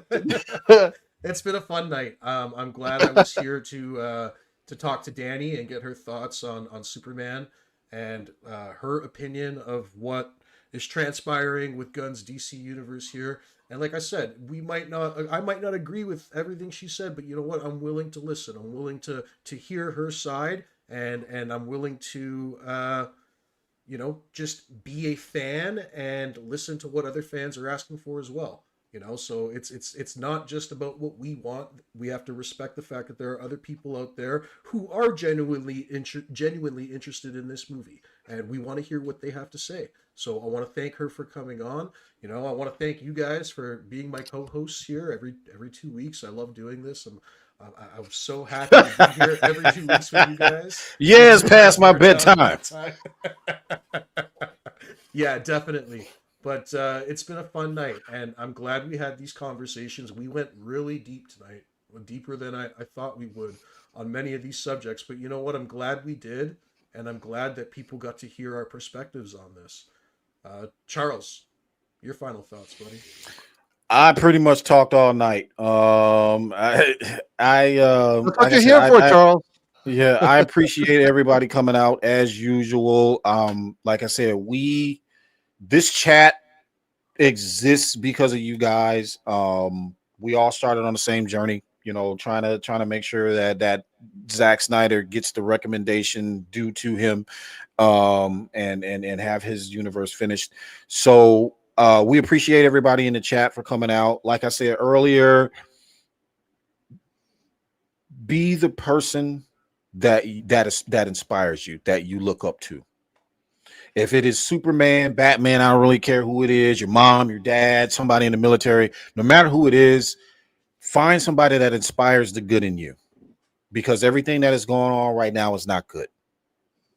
I wish that I woke up tomorrow and social media would be completely gone. I'm not saying the internet, but I am starting with social media, because I think social media is the vocal proponent as to why we are experiencing the things that we're experiencing this day and age, and it has made us all cynical and complacent and just evil toward each other. So, like I said, be inspired. If you really want to be inspired by something, do for someone else other than yourself. Look out for someone else other than yourself. Be a better person. Be a better version of yourself than what you have been. It's not going to hurt. It's not going to hurt, because in the end of all of this, when we're all gone, if there is a heaven, if there is a God, I don't know if there is. There could be something on the other side of that. There could be nothing. I have no idea. I am not going to say that I know. I'm not going to get up in anybody's church and say that I know. But what I am going to do is I am going to try to continue to walk the path that I've been walking, treating others with respect, treating others with kindness, doing the best that I can. Now, if you treat me like shit, I'm gonna jump on your ass. That's just the way I am. I'm gonna tell you about yourself. But it does not mean that you cannot learn. And that's the whole point, is learning to be a better person than who you are. That is what Superman is. Phil. All right. So this was a very interesting stream. We went deep, and it's like I said earlier, it's good that we have these conversations, because this is what makes us more educated, more smarter, and brighten our horizons. Also, we wanted to let you guys know that it's time. It's time, guys. It's time for us to come together, because a lot of us do not want this to happen. Hence, #wallets closed. Because, again, and I'm talking to us, the fans that really want what we want. Okay, if you guys are curious to go watch it, go watch it. I'm not going to. I won't be either. At least for now, I won't watch it in the theater. I'll probably watch it later on streaming, but I'm not going to give my money to pirating that shit as soon as it hits the torrent sites. Okay, I'm not paying for it. He's gonna torrent that shit.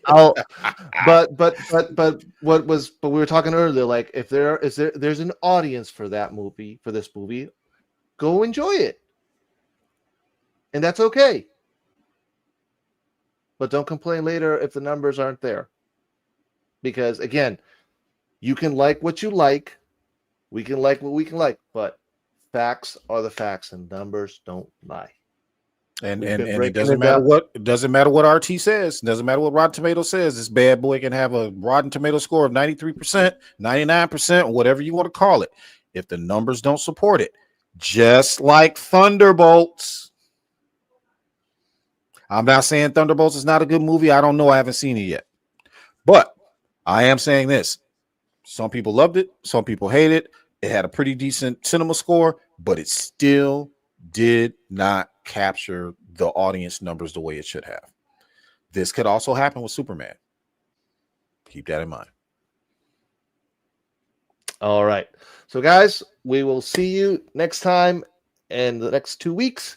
And also, again, shout out to you, Dani, from Comics and Everything, for joining us tonight. And we definitely going to have more surprises and more guests, because, again, we want to keep this conversation going. So absolutely. Ladies and gentlemen, thank you so much for coming on again. This has been episode 22 of the Lethal Geeks Podcast. We want everybody to have a great night. Peace. Good night, guys. Stay safe. Hey, everybody. I don't know what to say, really. 3 minutes till the biggest battle of our professional lives. All comes down to today. Either we heal as a team, or we're going to crumble. Inch by inch, play by play, till we're finished. We're in hell right now, gentlemen. Believe me. And we can stay here, get the shit kicked out of us, or we can fight our way back into the light. We can climb out of hell. 1 inch at a time. Now, I can't do it for you. I'm too old. I look around, I see these young faces, and I think, I made every wrong choice a middle-aged man can make.